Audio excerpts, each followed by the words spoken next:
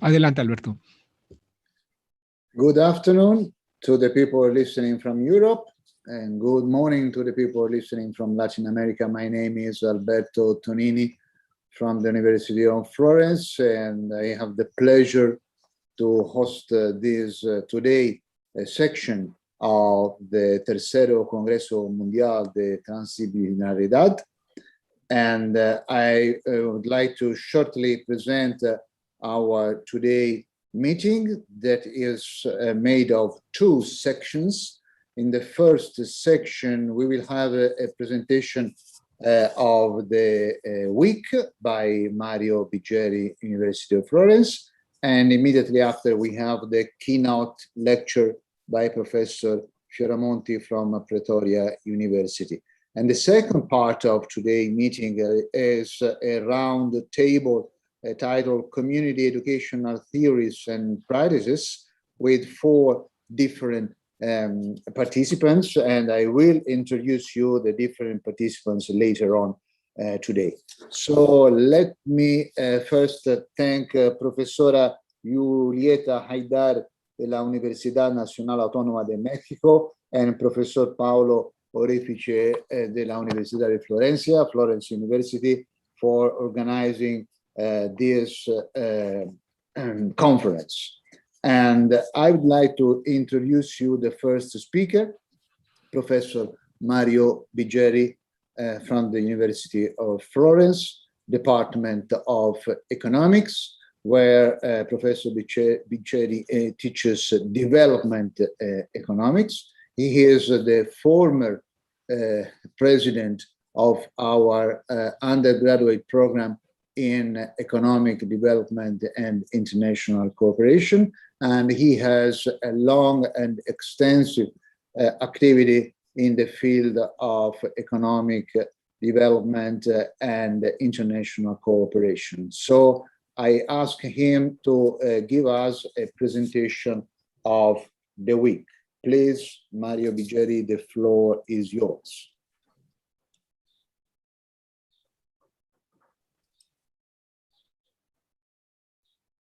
So thank you very much, Alberto, and thank you to Paolo and Julieta for organizing this very interesting week.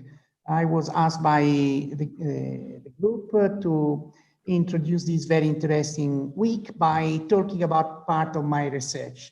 Indeed, the research is something that has to explain complex issues.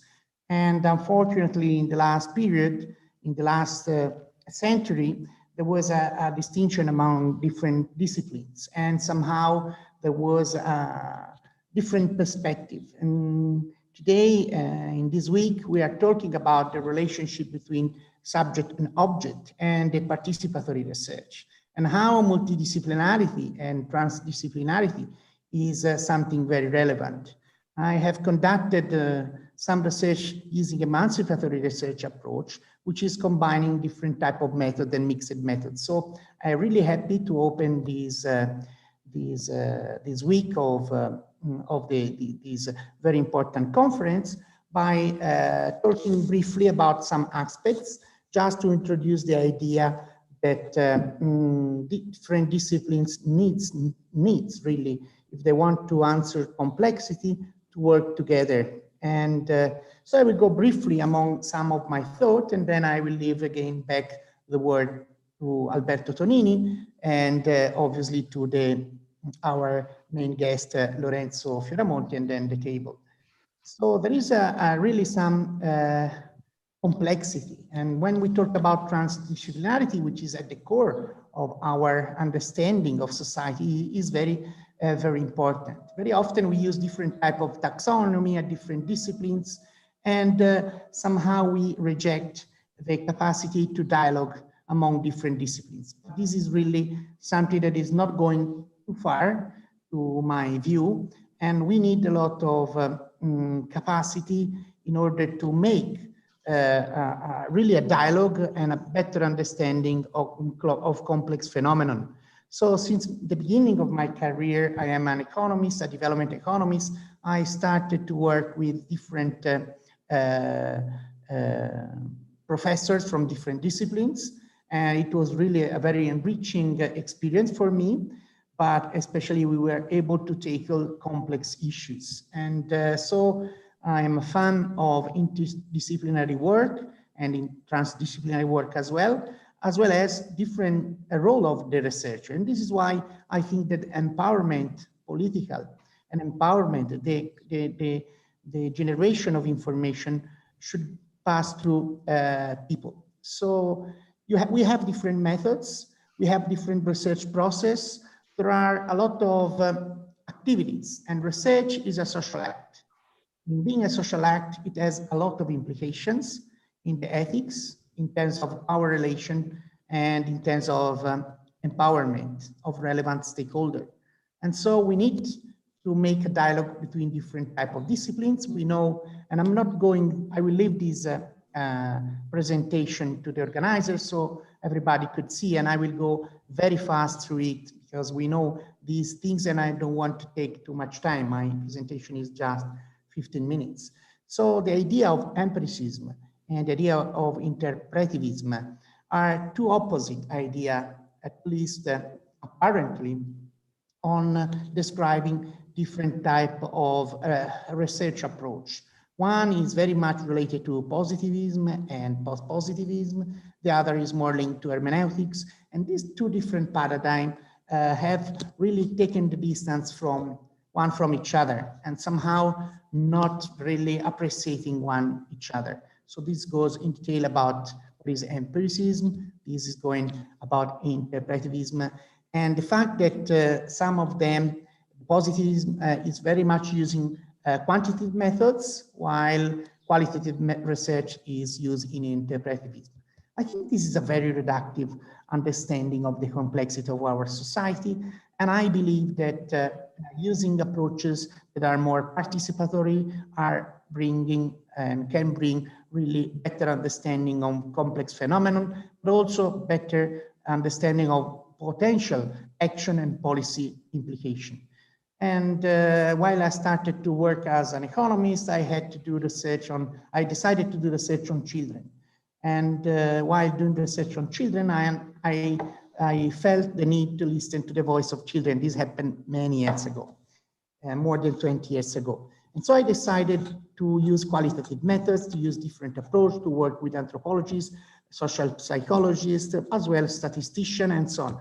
And so I started to learn and study and understood that these two apparently so far approaches can dialogue. And this is why I am for this idea of transdisciplinary dialogue and also to rethink the role of researcher. Indeed, I decided to think about what is the ownership of knowledge formation that is very relevant in taking decision for policymaker, or at least to understand the society. And I believe that participatory methods are quite central and important in our disciplines.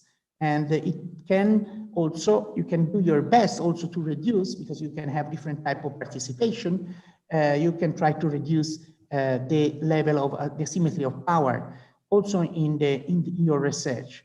And you can change your position. This has been somehow very much linked to the voice of the poor and to the work done by chambers and all things that you know. I recently wrote a book about the capability approach, empowerment, and participation. Many Latin American scholars participated to this research. It is an edited book with David Alexander Clark and Alexander Absen-Frediani from Brazil.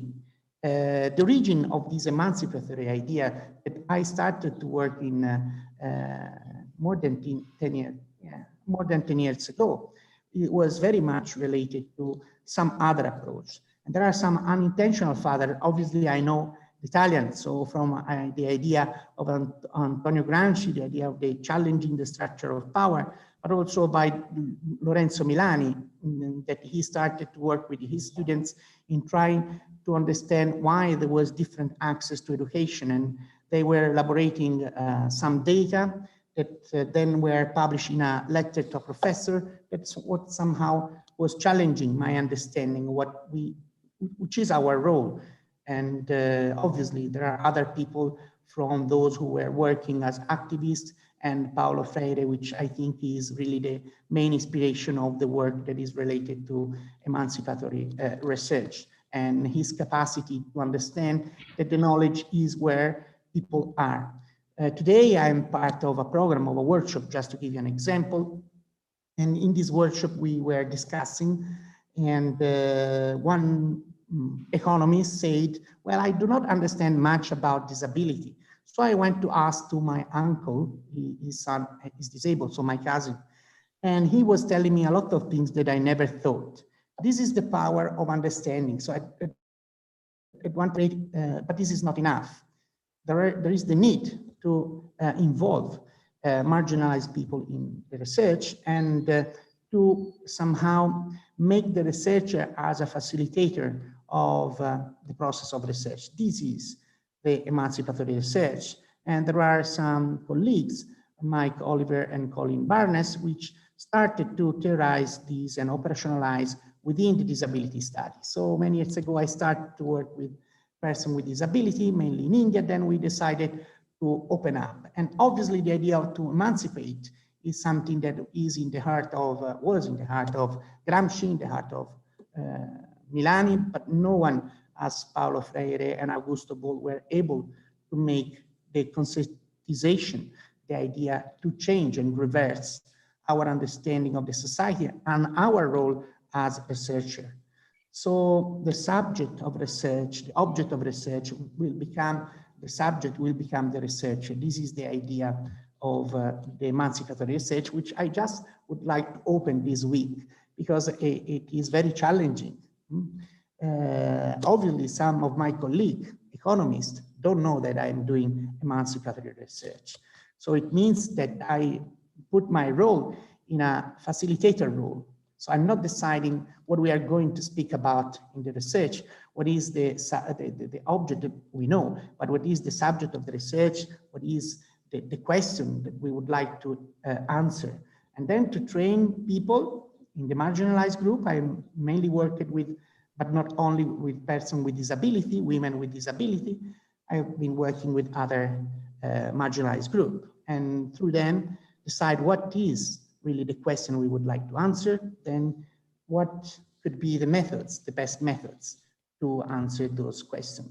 So it's clearly that there is a real reflection as a researcher is obviously, to me, the most transdisciplinary idea, because you need most competencies. Some questions can be answered only through quantitative methods because you want to systematize the phenomenon. Other questions need to be answered through participatory methods. And this is amazing because you can use both of them in trying to answer critical issues. And this process is clearly, as Freire is saying, a process of emancipation.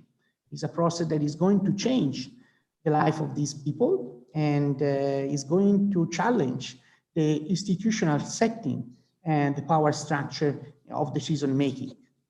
So I'm not going in detail about what we did, but it's clearly something that we was really enriching us a lot. I'm talking with the plural because obviously there were many people participating from different disciplines, in particular my colleague Federico Ciani, and we were working, or other people from the international disability study group, like Giampiero Griffo. So he was training us to understand better the phenomenon. Then we were somehow, I would say, accompanying aside the people that were marginalized. It was really very important and very much linked with the rights to be part of the information.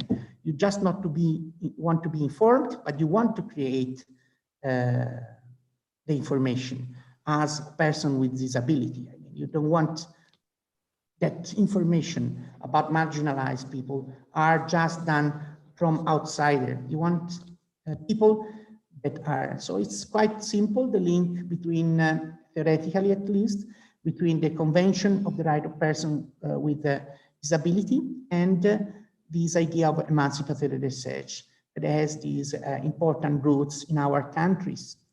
And there are some key principles. The owner of the research are the participant. The role of the expert researcher is to facilitate the research.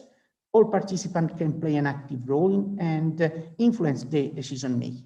So it's the process of awareness raising and this process of empowerment and this continuous interaction between those who will do the research and the people that will be searched, that will feel more comfortable in talking about their issues, in talking about their aspirations, and in the barriers they encounter each day, physical barriers, psychological barriers, and the solutions. So there are different steps. I'm not going through them, but I will leave this PowerPoint to everybody. So one thing that is so important, very often we as academicians forget about, is the dissemination of the results and the empowerment part and the communication. This has to be done by the marginalized people, which then are able really to make the difference, because while talking, they are also empowering and they are opening the eyes of, we hope, of politicians. Obviously, there is still an academic desire to make these quite open to the academic group as well, but it's less important, is this process. I'm not going to talk much about Palestine, but we did this fantastic research you can find in English about emancipatory disability research in the West Bank, Palestine, where women with disability, with Educate, with ARCO and other institutions were involved, and we were the main researcher, and we were able really to stay aside their empowering in learning, in producing knowledge with different methods. So I'm not going to talk about these methods, but they were both quantitative methods.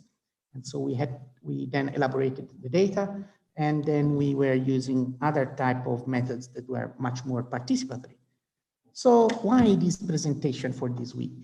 Well, in saying that this idea of transdisciplinarity is really a key answer to most complex issues. I'm not saying that you cannot have your own discipline and you cannot answer. You should answer to sectorial issues and problems. But when you are facing complex analysis, when you are facing a situation, well, this is the answer. And then with emancipatory research, really the role of researcher is really challenged and is making marginalized people part of the research, as in the Freire thought. Well, I think I finished. Probably I didn't use the 15 minutes. I don't have the watch with me, but I think this is what I wanted to say. Then there is a little more in the presentation that I want that is just going to see, well, a few other things, saying a few things about the research. But what is important here is really to make of this event, this week, and all these conferences that are organized for understanding of the fact that the capacity to appreciate each other among researchers with different competences and knowledge produce a different knowledge. And when you are able to transfer and to include in the research process also the person that are the object of the research, then you reach really incredible results in terms of research, for sure, because they know better their position. And by interacting with experts, they learn, and we can also obviously help. But at the end is a process of empowerment for marginalized people and for us also as research. So I would like to thank a few people, the University of Florence. I already organized our colleagues from the other, from Latin America, and Federico Ciani, and other people like Giampiero, Francesca Ortali from Disabled People International, IFO, and so on. So thank you very much. Thank you, Professor Biggeri. Thank you, Mario, for defining the theoretical and methodological framework of today's meeting, and thank you also for recalling the unintentional and intentional fathers of emancipatory research. We look forward to hearing about also the mothers and not only the fathers of emancipatory research. Thank you again.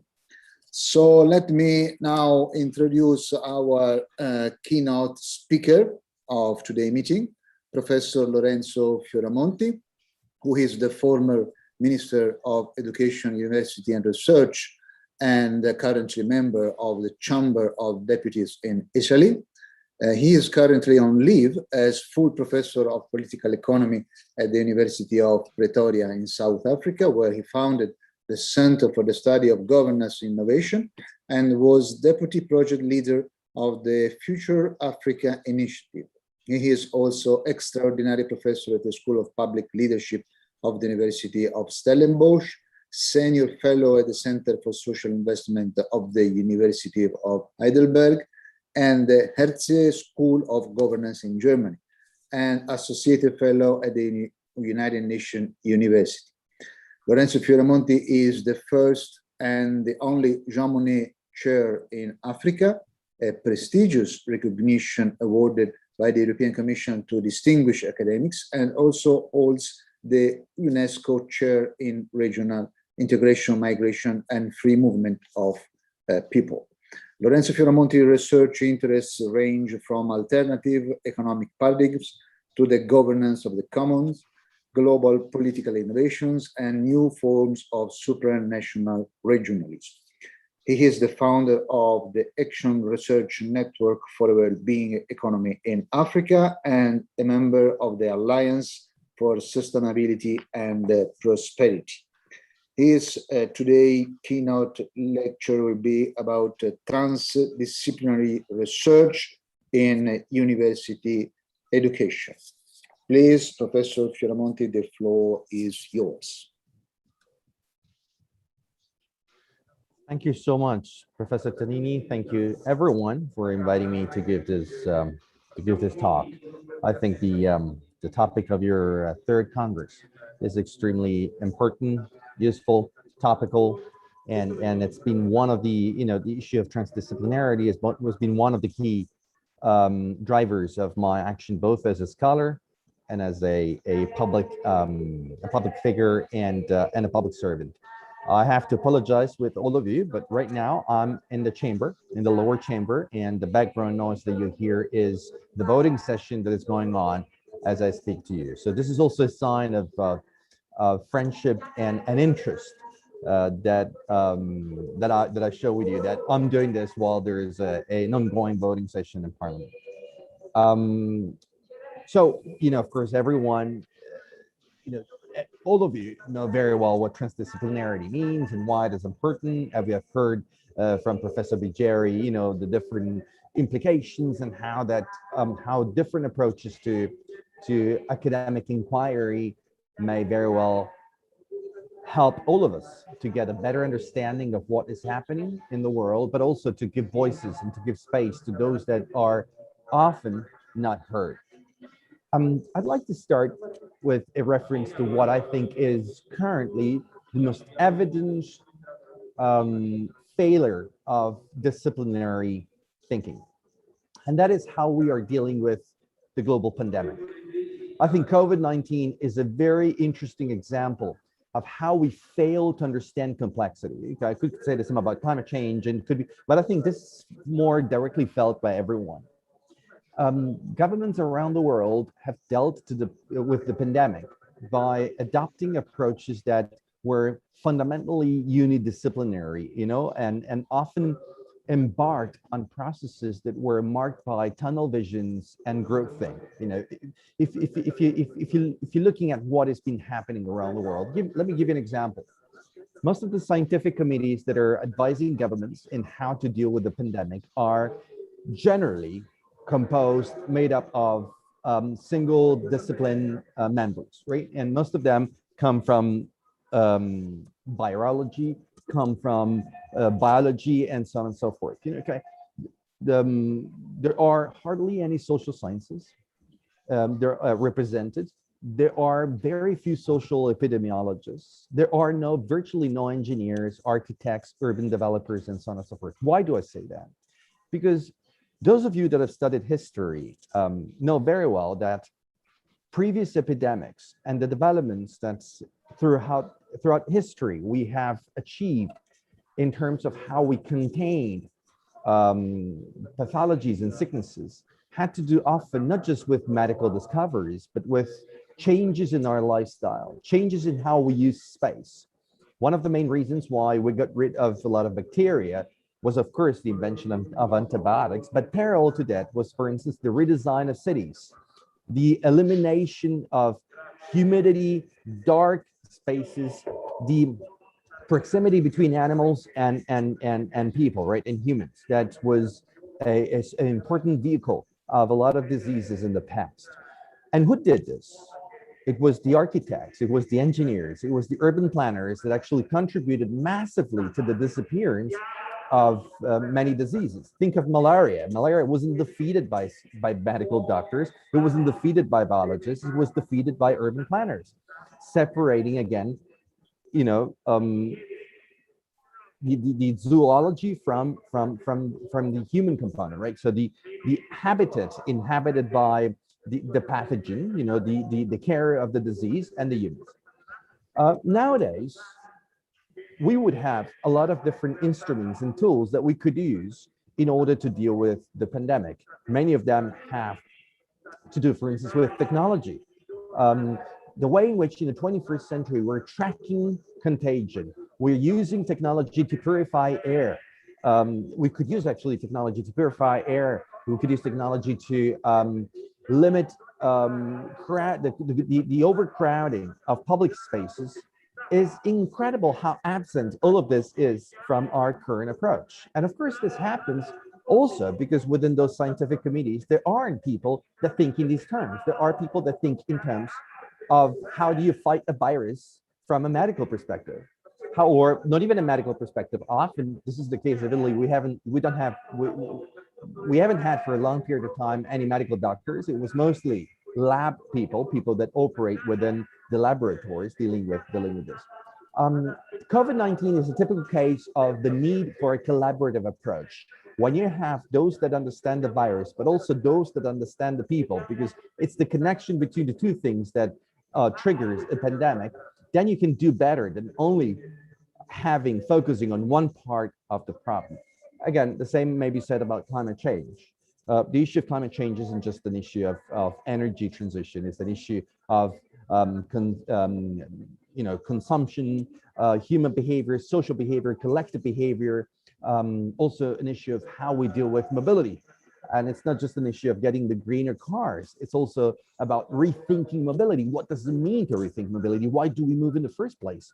How can we rethink work? How can we rethink the way in which we produce food, and so on and so forth? Relocalize economies, and so on and so forth. But this cannot be done when you have groups of people that operate from one single disciplinary perspective. For an engineer, the main issue, if an engineer has to deal with climate change, the engineer will think about how to change energy. They won't think about how to restructure consumption behaviors, and so on and so forth.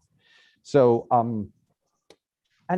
so transdisciplinarity in this regard is extremely, extremely important, not just from a scientific perspective, but from, I would dare say, from a survival perspective. We, in the 21st century, this has been true throughout history, but certainly in the current overly complex world in which we have the intersection of many variables, phenomena that overlap, we cannot afford anymore to operate from single disciplinary perspectives. We're never going to be able to deal with the complex problems successfully if we keep on listening only to one part of the perspective.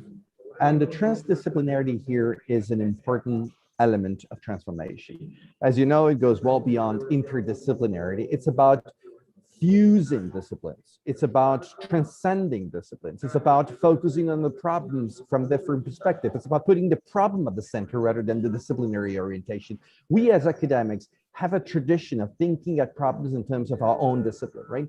So you're coming into how many seminaries have we attended in which you coming with your own perspective onto issues rather than focusing on the problem for what it is and trying to interpret that problem from your own perspective, but interpreting the problem rather than using your perspective to confine the problem or repackaging it in a way that is understandable to your perspective. In order to do so, though, we have to change a lot in academia. I mean, I think Professor Biggeri was extremely inspiring with his research and so on and so forth, and what he presented to us.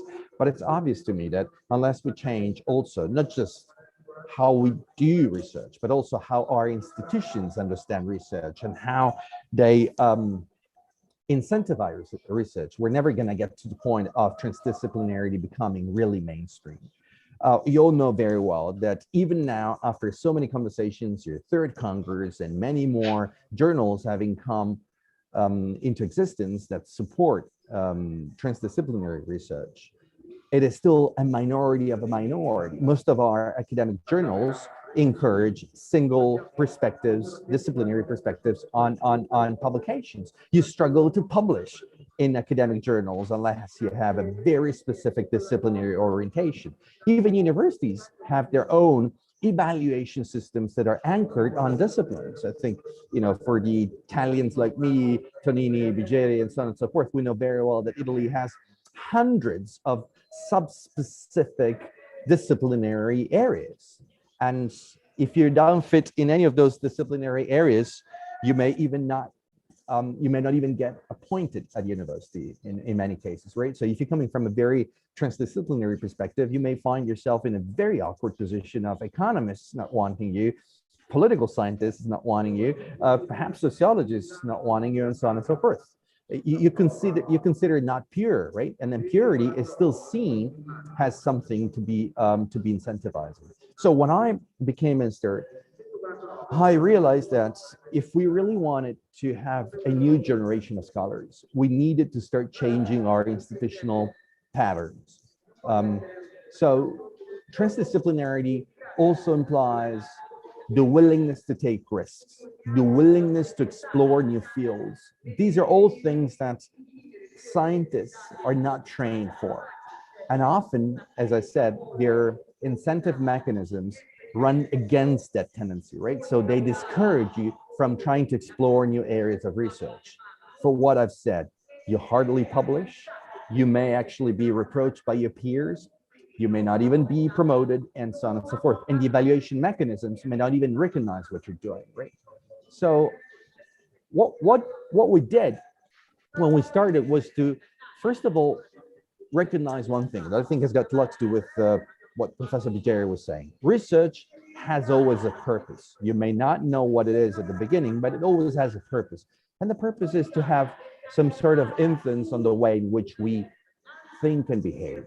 And I thought that one thing that universities were not doing well enough in this regard was how they interacted with society. So one thing that we positively incentivized was the type of research that has an impact on the most vulnerable. So incentivizing research that, in Italy, we call it the third mission. In the Anglo-Saxon world, we call it the impact, social impact. But incentivizing scholars to go beyond the conventional churning out of papers, right? This is another obsession, publish or perish. If you don't publish, you don't exist. No matter how useless what you're publishing is, the more the merrier. And this is not the way in which we should operate as scholars. So one thing we did was to start the change the evaluation mechanisms and say, from now on, we're going to consider extremely important anything that goes beyond the publication. Let it be a project that has got to do with community empowerment. Let it be an activity that you're running in schools. Let it be a patent that comes out of your thinking. I mean, there are probably many social scientists here in this conversation, but I think let's remember transdisciplinarity is also going beyond the distinction between social and natural sciences, and so there are a lot of scholars in the natural sciences world that are often more encouraged to publish papers and discouraged from doing things, and this is incredibly backward. We need to encourage scholars to go out there and confront the world and deal with the world, and also be active, that kind of research action, I think, that Professor Biggeri was mentioning. So the first thing was to emphasize then the importance of social impact and the third mission. Why was that important for transdisciplinarity? Because you can hardly make a difference in the world unless you collaborate across disciplines. I mean, if you stick to your own single specific discipline, you're probably going to be a researcher that publishes most of his life. You will hardly be able to interact with anything out there. When you collaborate across disciplines, you become more interesting and more relevant for the outer world. We also changed the way in which the annual evaluation of researchers and universities works. Again, we thought that there was an overemphasis on disciplinary approaches, disciplinary applications, and let's say Ivy League journal articles. Paradoxically, in our country, this is how it works. Each discipline identifies the top journals, right? And they're self-identified. Okay, so let's, so if I don't remember it correctly, Professor Tonini is an historian. So historians have their own, set of top publications. They decide which they are, and usually they are single specific disciplinary publications. And if you publish in those journals, you get in a given point. If you publish in other journals, you get you don't get the same amount of support, the same recognition. Even if you do so in nature, even if you do so in science, so even if you do so in typically interdisciplinary journals, they're not recognized as they're not considered as effective, as important as their top journals within this discipline. We did away with this. We said, no, we need to allow researchers to publish wherever they want. And we need to look at what the journal is offering in terms of impact factor. You can name many other more or less useful indicators, but this issue that each discipline decides what is relevant for us, irrespective of what is relevant for the world, shouldn't continue going this in the, shouldn't continue. And third, we created new PhDs.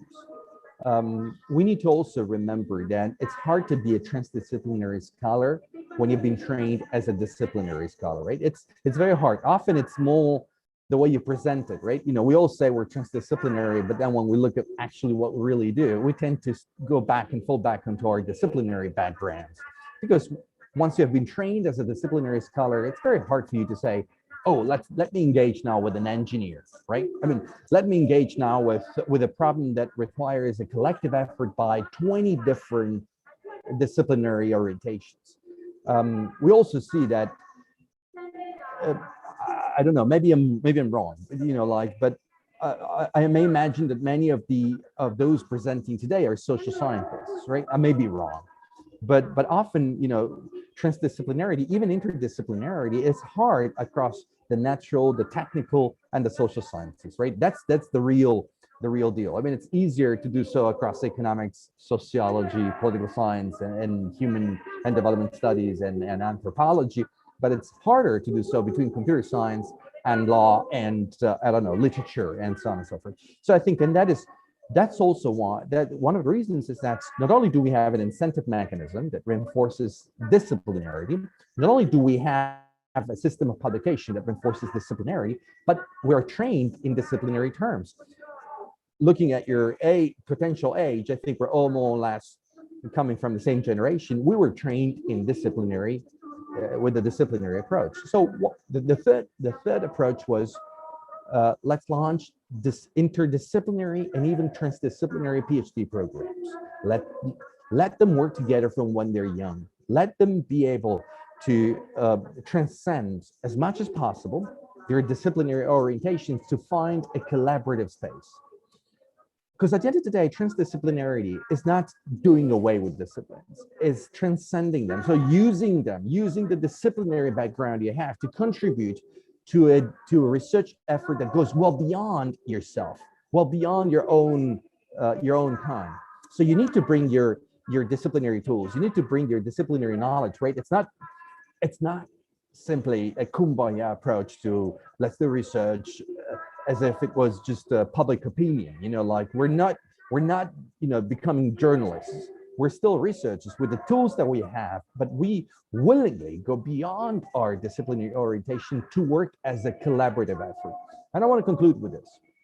I think at the end of the day, the main challenge, and as well as and also the main potential of transdisciplinarity, is to encourage collaborative science. I am firmly convinced that the 21st century Einstein is not a person.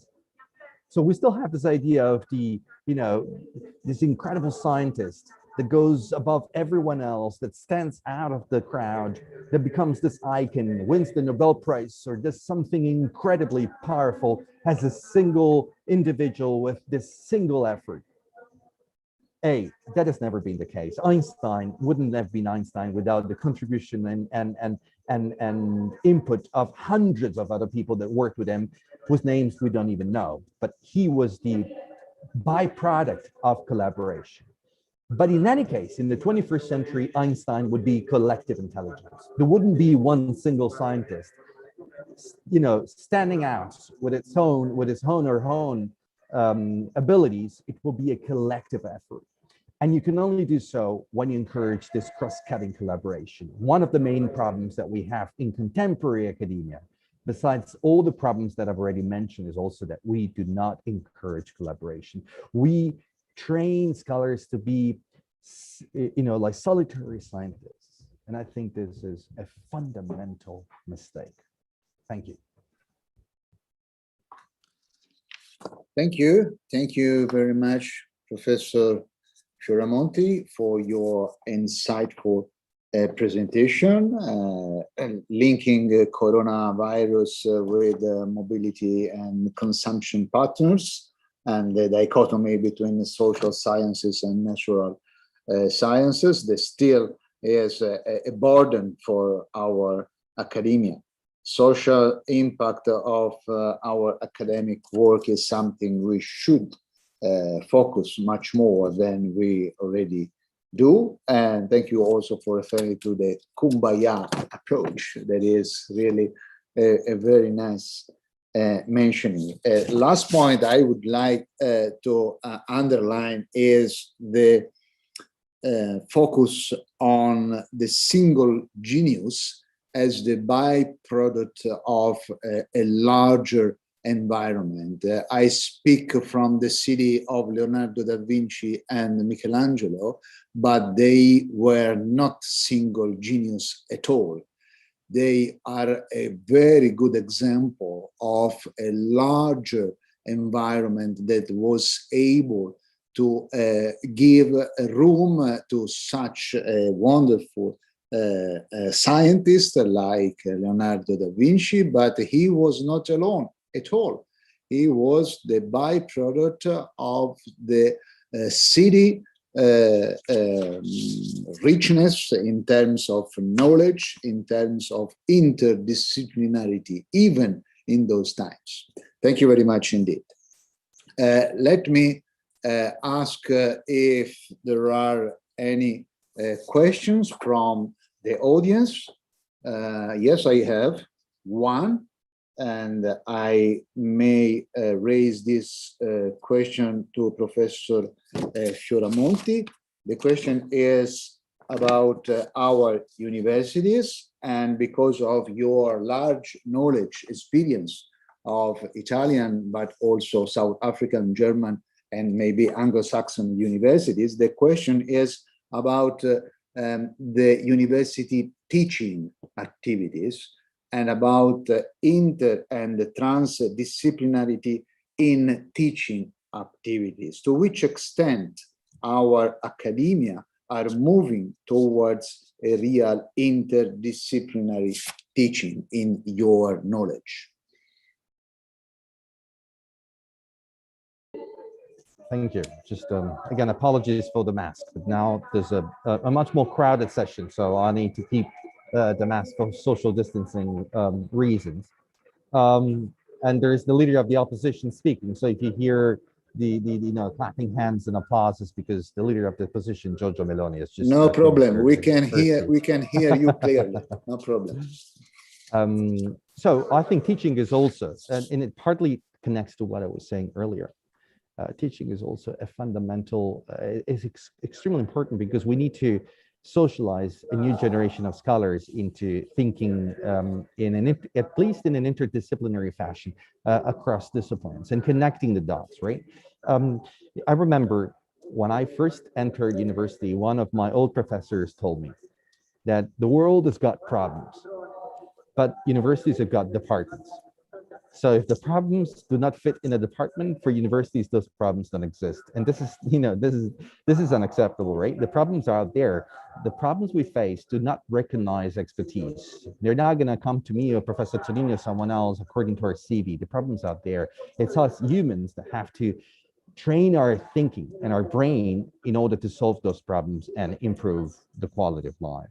And I think teaching in this regard is extremely, extremely important. I have to confess that I think that in teaching, we're doing better than in actual research. I think many more courses have been launched over the past few years, also in Italian universities, certainly in the Anglo-Saxon world. I mean, many new disciplines have emerged. Many courses are interdepartmental. There's been a growth of master's programs, of specialization programs, if not so much in the BA, but certainly in the postgraduate courses. There's a lot of mergers and communication across disciplines, much more than when it comes to publications and research projects, I have to say. But much more must be done. And again, another problem we're facing is also that notwithstanding the emergence of transdisciplinary modules and transdisciplinary courses, when you follow a more traditional teaching program, a more traditional university curriculum, very seldom do you find textbooks and books that help you connect the dots with other issues. Still, the textbooks that we use are extremely disciplinary, are so disciplinary. Let me give you an example. It's now been acknowledged. I'm going to give an example which is very familiar to me, perhaps to many of you, but it's now been acknowledged that, for instance, the biosphere is fundamental for our own ability to develop, right? And yet, many of our textbooks of economics do not even consider the biosphere, any physical information, anything that comes from physics, when they teach students that growth is infinite, that consumption patterns can continue forever, they will never have an impact on the environment, and so on and so forth. So it seems as if many textbooks of economics continue operating within a silos, even if we're talking about physical science. So it's so crazy that if the people that wrote those textbooks were to just go across to the next department in physics and ask their own physics colleagues to give them a review of their books, they probably wouldn't pass the publication process because the physicists would say, oh, this is unacceptable what you're saying here. But by operating in a silos, they continue doing so. So I think the next step in teaching is also not only to create new transdisciplinary courses, but to insert some transdisciplinarity and interdisciplinarity in those conventional courses that will continue existing anyway. So I can certainly, sign up for a master's program in, social culture or law and ethics and so on and so forth. But the question is not whether I get an opportunity to do that master's, but if I train as a lawyer, will I get any exposure to transdisciplinarity, even if I don't do the transdisciplinary course, or will I be in a silos? And I think we need to get out of that silos, even for those that do the more conventional teaching programs. Thank you, Professor Fioramonti. I have a second question, if I may, and let me know if you still have some more time to stay with us. Okay, thank you. And so I forward you the second question, because you mentioned the relevance of social impact of our academic work, what we call, initially we call third mission. But the question is about the evaluation of social impact. How can we really evaluate the social impact of our activity? Is there any common way or any common indicators that can help us and our evaluators to really understand what the social impact is? Thank you. It's a new area of work. And of course, we need to do better. We've just started. We in Italy left it to a very qualitative level, right? We do not expect to be able to assess the social impact of anything in quantitative terms. In some areas, it may be easier than others, but in general, we don't expect it to be a quantitative analysis. What we want researchers to give us credible stories. So it's mostly narratives. We want researchers to, when they fill up their evaluation forms, at the end of usually every 5 years, they do so. And it's to say, tell us a story of how your research has impacted some, reality out there. And so you may have researchers citing, newspaper articles that mention their work, citing associations in the third sector, enterprises and companies using some of their knowledge, joint initiatives that they ran with local institutions, municipalities, and so on and so forth. So it's an ongoing process, but it helps researchers remember that at the end of their phase, they will have to think in terms of what evidence can they gather that what they have done has had at least some repercussion, has been heard. Of course, the real impact may be felt 20, 30 years later, right? But do not operate in an isolated lab. That's what we want. We don't want scholars to just be in the ivory tower. We want scholars to think, whatever I'm doing here, can I also share it with someone else? Is it something that I'm only doing for my knowledge and the knowledge of my peers, or can I engage with anyone else out there? And whether it's a TEDx talk, whether it's a more open symposium. And I think we want them to collect these narratives and then share these narratives with us. Thank you. Thank you again. Let me express my gratitude to Professor Fioramonti and to Professor Biggeri for their inspiring and presentations. And so now we move to the second section of our today meeting. Of course, Professor Fioramonti and Professor Biggeri are more than welcome to stay if they can, if they want. And the second section is devoted to the round table on community educational theories and practices. We have 4 presenters in this round table, and we collect your questions and remarks at the end of all the 4 presentations. I will present the 4 speakers one by one. So we will have Professor Abdoulaye Konté from Senegal, and Professor Anderson Spavier Alves from Brazil, and Professor Pedro Regabas Roble Gil from Mexico, and myself, Alberto Tonini, as the last speaker. So let me introduce you, Professor Abdoulaye Konté. Il va parler en français. Et alors, je préfère de vous présenter Professeur Konté en français. Abdoulaye Konté est professeur principal de classe exceptionnelle à le collège d'enseignement moyen à Dakar. Et sa présentation aujourd'hui sera autour des échanges de connaissances, expériences des écoles africaines. Et alors, professeur Abdoulaye Konté, la parole est à vous.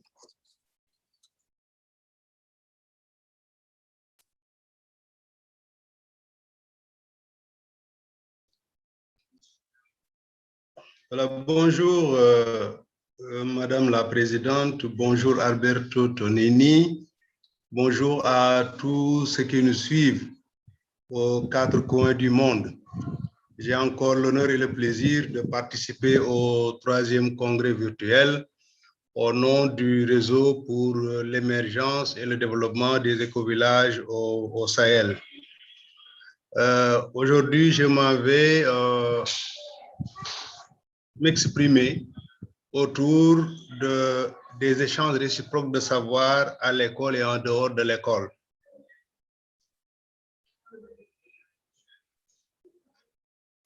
Marco? Alors donc, ma communication va tourner autour d'une introduction en premier lieu. Deuxièmement, des considérations générales. En troisième lieu, les réseaux d'échange de savoir. Quatrièmement, les échanges de savoir à l'école. Cinquièmement, les échanges de savoir extrascolaires avant de tirer des conclusions. Marco? En guise d'introduction, je commencerai par dire que tout un chacun est porteur de savoir et d'ignorance. Tout un chacun est capable d'apprendre et de transmettre. Pierre Amoureux disait que l'attention à la pensée de chacun enrichit, excusez-moi, les personnes et les organisations. Suivant. Pour ce qui est des considérations générales, nous retiendrons que l'échange de savoir permet de sortir d'une culture individualiste et compétitive pour s'orienter vers la construction collective, le mouvement d'ensemble, la réussite ensemble. Dès lors, nous pensons qu'il faut créer les conditions d'une éducation humanisante où savoir, savoir-faire, savoir-être, savoir-vivre ensemble s'apprennent conjointement. Suivant. L'échange de savoir sous différentes formes et sous tous les cieux est inhérent à la vie en société. Dans nos sociétés modernes, l'école est par excellence le lieu d'acquisition du savoir. Mais favorise-t-elle suffisamment les échanges de savoir?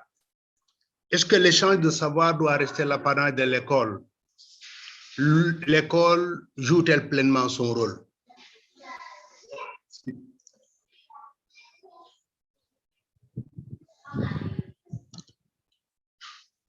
Alors, troisièmement, les réseaux d'échange de savoir.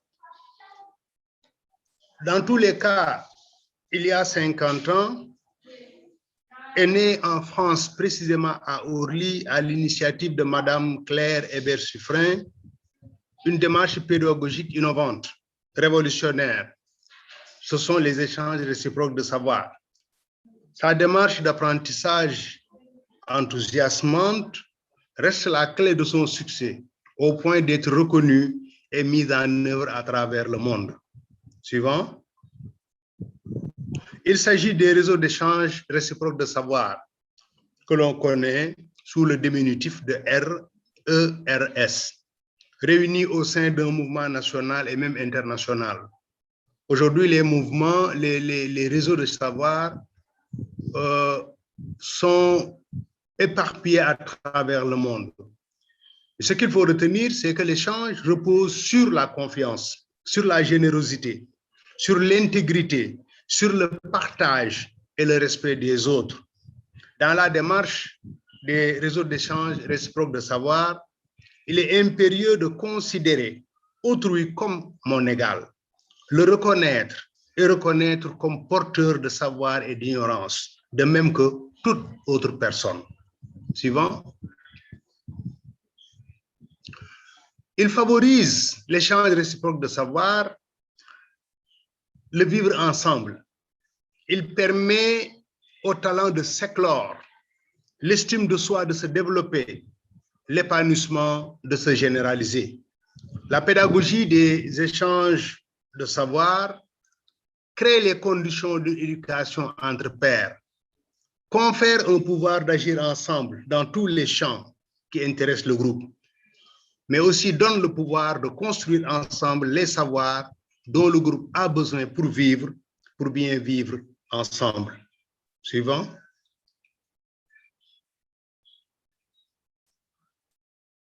L'expérience des pratiques d'échange de savoir révèle, comme nous l'avons lu quelque part, qu'offrir donne du bonheur à celui qui partage, que contribuer à instruire autrui est une chance pour continuer soi-même à revoir ses savoirs, les réinterroger, les consolider.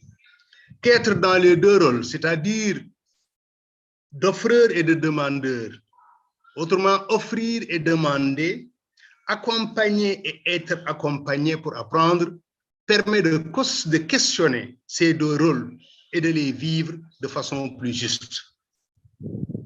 Suivant. Alors, les échanges de savoir à l'école. À l'école, la pédagogie des échanges réciproques de savoir remet l'élève au cœur de la création du savoir, en ce qu'il lui donne l'opportunité de s'exprimer, de se responsabiliser, de coopérer, d'expérimenter et de s'ouvrir dans son milieu. À partir de ce moment, il apprend à son rythme, construit ses connaissances avec ses camarades, dans la confiance, dans l'autonomie et dans le sens critique. Suivant. En milieu scolaire, les activités extramuros tournent autour du jardinage, de l'atelier théâtral, du club sportif, d'éducation à la vie familiale, de l'éducation à la transition agroécologique, de l'art plastique. Les échanges entre enfants, ils sont plus dynamiques, plus fonctionnels, parce qu'effectivement, les élèves sont plus à l'aise pour discuter avec leurs camarades, échanger avec leurs camarades. C'est dire que les activités extramuros constituent, au niveau du système éducatif, un aspect important qu'il faut encourager afin de permettre aux élèves qui, entre quatre murs, ne sont pas toujours à l'aise pour véritablement travailler comme il se doit. Suivant. Les échanges, c'est aussi des activités qui se font en dehors de l'école, ce qu'on appelle les échanges de savoir extrascolaires. En milieu extrascolaire, les espaces d'échange sont le plus souvent informels, mais donnent les moyens de faire face ensemble aux défis du milieu. En Afrique, dans beaucoup de sociétés, l'arbre à palabres est l'endroit par excellence des échanges sur toutes les questions d'intérêt général. Il en est de même des différents endroits d'apprentissage d'un métier, que ce soit à la forge, la cordonnerie, au niveau du tissage, la menuiserie, sans oublier l'éducation de la jeune fille, aux côtés de sa mère, de sa grand-mère et de ses tantes. C'est des espaces où effectivement des échanges importants se déroulent et permettent effectivement de façonner la personnalité de l'individu, permettent de lui inculquer certaines valeurs, mais également de lui donner, si vous voulez, les moyens qu'il faut pour pouvoir vivre aisément en société. C'est aussi valable pour le jeune homme que pour les filles. Suivant. Je parlais tout de suite du jeune homme. En Afrique, dans la plupart des sociétés africaines, le garçon est soumis à un moment de sa croissance à une initiation pour lui permettre avant d'entrer dans la case des hommes qui lui confère respect, le droit à la parole, à la responsabilité, l'obligation de transmettre pour les générations suivantes. Ce passage à l'initiation est un moment important où les générations échangent. Ils échangent sur la vie, sur comment il faut se comporter. Les échanges réciproques de savoir ont le mérite de conférer à chacun et à tous un pouvoir de transmettre, de concrétiser, de promouvoir les valeurs communes. Dans une société fortement marquée par l'oralité, l'échange de savoir a permis et permet encore de préserver le patrimoine immatériel. Un des grands penseurs et écrivains africains du nom de Amadou Hampâté-Bâ disait qu'en Afrique, un baobab qui meurt est une bibliothèque qui brûle. Pour dire qu'en Afrique, l'échange de savoir est extrêmement important, surtout de génération en génération, car nous sommes dans une société fortement, comme nous l'avons dit tantôt, marquée par l'oralité. Suivant. Et là, je vous propose une image d'un arbre très répandu en Afrique que l'on appelle le baobab. À l'ombre des baobabs africains, les héritages se tissent et les conflits se défont. Pour dire l'importance, effectivement, de l'arbre palabre à palabre dans nos sociétés. Dans de nombreux villages africains, la transmission de l'héritage ancestral et la résolution de conflits en tout genre se font sous l'arbre à palabre, sous les idées des sages. Et il est un secret pour personne que la lointaine origine de la gouvernance en Afrique, c'est en réalité l'arbre à palabre. Parce que c'est sous l'arbre à palabre que tout se décidait de la manière la plus transparente et la plus démocratique. L'arbre à palabre est l'espace véritablement d'échange, l'espace de gestion, l'espace, si vous voulez, où tout se décide, tout se règle. Suivant. En conclusion, ce qu'il faut retenir, à mon avis, c'est que le meilleur moyen de protéger le savoir et de le développer, c'est de l'échanger dans la réciprocité. Je vous remercie de votre attention. Gracias. Marco. Merci à vous, professeur Konté. Merci pour souligner que l'école est par excellence le lieu d'échange du savoir. Ça, c'est très important en Sénégal, mais en Italie, et en Europe, en Amérique también.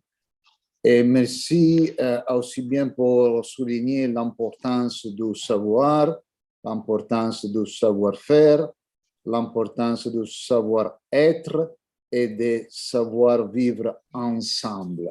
C'est quoi ça sinon la transdisciplinarité?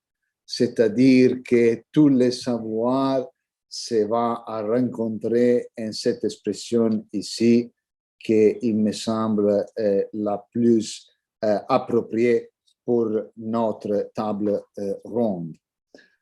Now I switch to English. I'm sorry not to speak Portuguese, but I have the pleasure to introduce you Professor Anderson Spavier Alves, who holds a PhD in Culture, Disabilities and Inclusion, Education and Formation from the University of Rome, Foro Italico, and he is now working at the Centro de Educação Especial de Bahia in Brazil. Since 2018, he has been Vice Director of the Special Education Center of Bahia, and he has scientific academic interests in the area of education, cultures, human rights, diversity, disabilities, and human development. His today presentation is called Intellectual Disability and the World of Work, Paths to Transdisciplinarity in International Research, Portugal and Brazil. And Professor Anderson Spavier Alves will speak in Portuguese. Please, the floor is yours. Boa tarde a todas as pessoas presentes. Bonjour, buenos dias, buonasera. Bem, eu começo a minha fala fazendo minha autodescrição. não é? Eu sou um homem negro, de pele clara, uso óculos, barba e bigode, estou usando uma camisa azul e um paletó de cor cinza, atrás tem uma parede branca e um quadro colorido.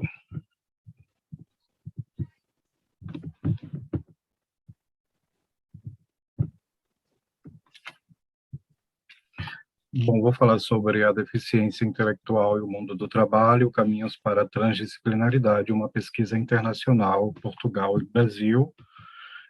Algumas questões são importantes quando a gente começa a tratar do argumento, não é? Uma é que as pessoas com deficiência intelectual também se tornam adultas. Essa é uma premissa muito importante. Pode parecer banal, né, se limitado apenas a dados pessoais ou mudanças morfológicas pelo cronômetro biológico. Mas essa questão ela se torna menos óbvia se pensarmos na idade adulta como uma dimensão existencial das pessoas com deficiência intelectual. Ou seja, que novos deveres e gestão de responsabilidade essas pessoas terão. Quando se fala em deveres e responsabilidades relacionadas com esses novos papéis sociais, né, que até então era muito distante da realidade das pessoas com deficiência intelectual, por falta de representatividade, né, é importante que a gente reconheça o processo de condição adulta dessas pessoas com deficiência e sem perder de vista a ideia de que isso é um fenômeno social relativamente novo, porque ela engloba dois fatos sociais importantes, a deficiência e a idade adulta, né? E as representações, né, desses dois fatos sociais. Quando a gente fala de representação social, obviamente, a gente não pode esquecer do que disse Moscovici, né, por exemplo, quando ele traz que as representações sociais são entidades quase tangíveis, né, que elas circulam, que elas se cruzam, que elas se cristalizam em um incessante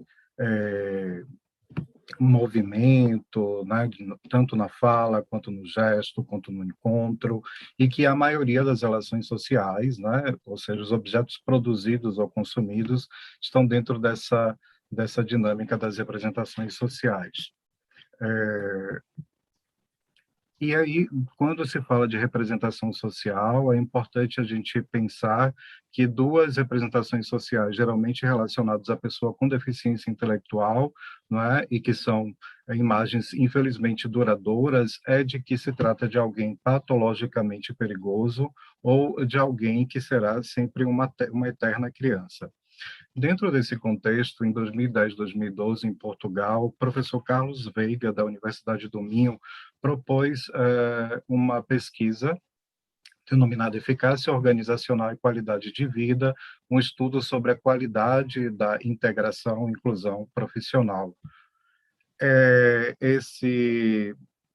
Essa pesquisa, né, tem como responsável a Federação Portuguesa de Centros de Formação Profissional e Emprego de Pessoas com Deficiência, apoiado financeiramente pelo Programa Operacional de Apoio Técnico, com pesquisadores da Universidade do Minho, do Departamento de Sociologia e Centros de Estudos de Comunicação, da Escola de Ciências Sociais da Universidade de Évora e dos Centros de Estudos Sociais da Faculdade de Ciências Sociais e Humanas da Universidade Nova de Lisboa. Os objetivos dessa pesquisa, ela tenta dar conta de dois artigos da Convenção de Direitos das Pessoas com Deficiência, especificamente os artigos 8º, que fala da conscientização a respeito da pessoa com deficiência, e o artigo 27, que fala especificamente sobre trabalho e emprego. Então, como objetivos, essa pesquisa buscou contribuir para uma melhor consciência social sobre a deficiência, né, tentando ajudar a combater estereótipos e preconceitos em relação à pessoa com deficiência, promover o direito das pessoas com deficiência ao trabalho e ao reconhecimento de suas competências, né, e o quanto elas podem contribuir, né, também para a criação de riquezas.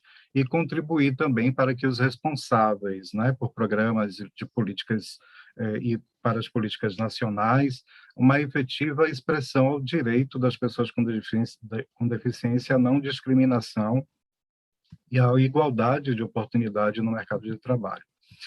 Essa pesquisa, ela chegou ao Brasil em 2017, e aí ela toma uma nova nomenclatura, inclusão profissional de pessoas com deficiência intelectual e qualidade de vida, Brasil-Portugal.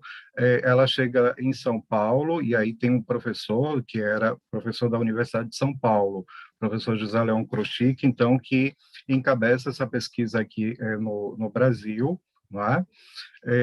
Com pesquisadores oriundos do Laboratório de Estudos sobre o Preconceito do Instituto de Psicologia da USP, e a colaboração da APAI e do Instituto Simbora Gente, que são organizações civis organizadas.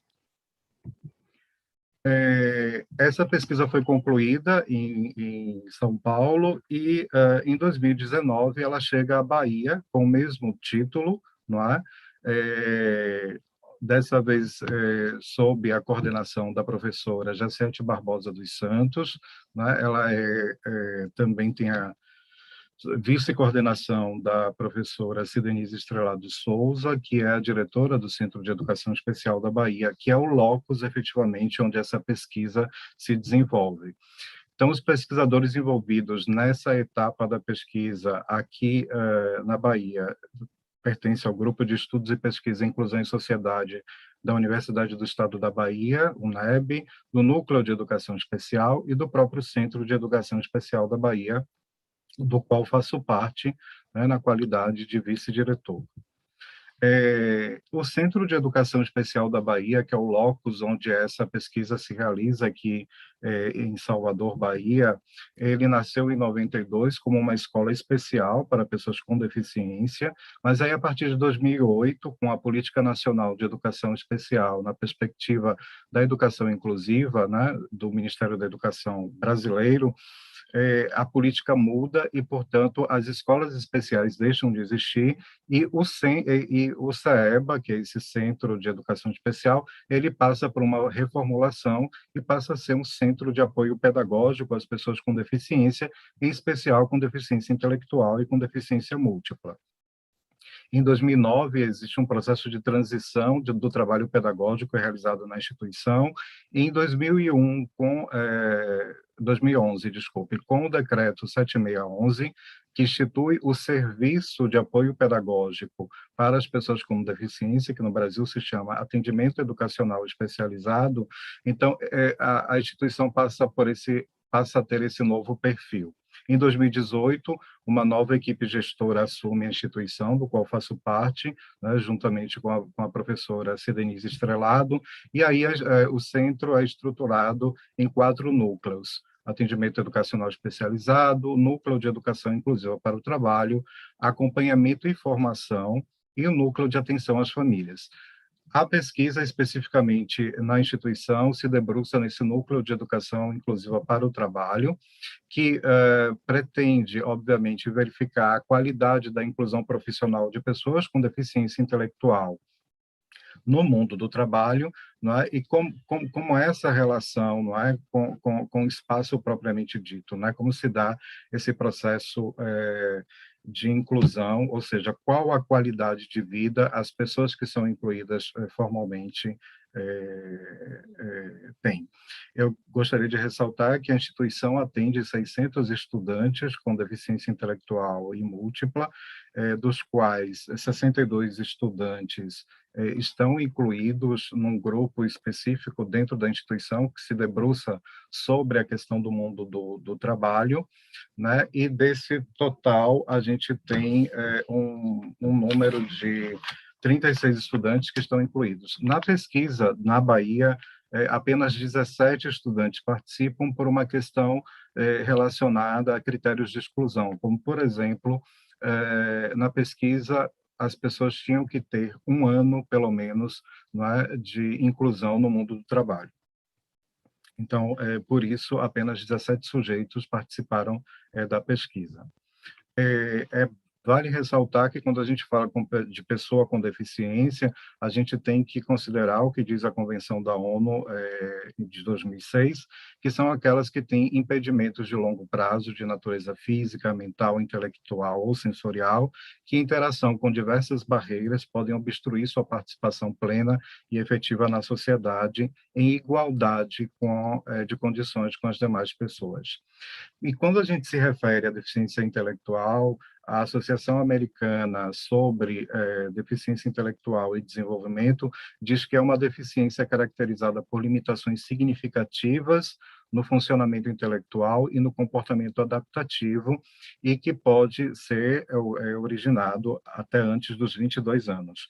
Como comportamento adaptativo, a gente tem a definição de que é um conjunto de habilidades conceituais, sociais e práticas que todas as pessoas aprendem para funcionar suas vidas diárias. E aí a gente tem as habilidades conceituais, que são alfabetização, autodireção, habilidades sociais, né?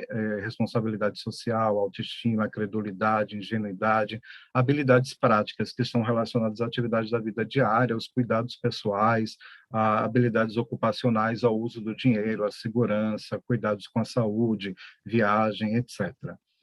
É importante, quando a gente fala de inclusão no mundo do trabalho, compreender esse locus que é o mundo do trabalho. E aí a gente traz uma ideia marxista, né? Quando a gente trabalha com essa questão, que é o trabalho como princípio educativo, né? Salientando que princípios são leis ou fundamentos gerais de uma determinada racionalidade, do quais derivam leis ou questões mais específicas. No caso específico do trabalho, como princípio educativo, a gente tem a junção e afirmação de duas questões. Uma é o trabalho e a outra a educação, não é? E o trabalho visto como um espaço, né, de caráter formativo e a educação como uma ação humanizadora do processo, né? O campo, obviamente, teórico dessa discussão é o materialismo histórico, que parte do trabalho como produtor de meios de vida, né? Tanto para aspectos materiais como para os aspectos culturais do conhecimento, né? Voltando para a pesquisa, quando essa pesquisa foi realmente pensada, a ideia era fazer a observação da vida cotidiana e verificar que, mesmo com todo o processo de inclusão que as pessoas com deficiência têm passado, a gente ainda é possível ver situações de marginalização, de exclusão ou de uma baixa qualidade de vida para essas pessoas, né? Quando essas pessoas são incluídas, não é? É importante salientar que o emprego não é sinônimo de inclusão propriamente dita, né? Que a inclusão profissional das pessoas com deficiência é um processo que vai muito além da obtenção do emprego remunerado, né? E da própria continuidade dentro desse processo, né? É necessário que a gente sempre pense que essa inclusão profissional deve pensar numa melhoria significativa da qualidade de vida dessas pessoas, que simbolize e corporize, tanto qualitativamente quanto quantitativamente, a participação plena e realizada nas atividades da vida cotidiana. E aí, essa pesquisa se baseia numa ideia de qualidade de vida trazida por esse autor, Sherlock, que trabalha em algumas dimensões, né? Como o bem-estar emocional, as relações interpessoais, o bem-estar material, o desenvolvimento pessoal, bem-estar físico, autodeterminação, inclusão social e direitos. Ainda seguindo essa ideia, né, do mesmo autor, né, ele lá em 2001, com outro autor, Verdugo, trabalha dentro do que, quando a gente trabalha com qualidade de vida, é necessário que a gente tenha em mente aquele conceito trazido por Bronfenbrenner, né, da ecologia do desenvolvimento humano, né? A gente precisa entender essa questão dos microsistemas, dos mesosistemas e do macrosistema.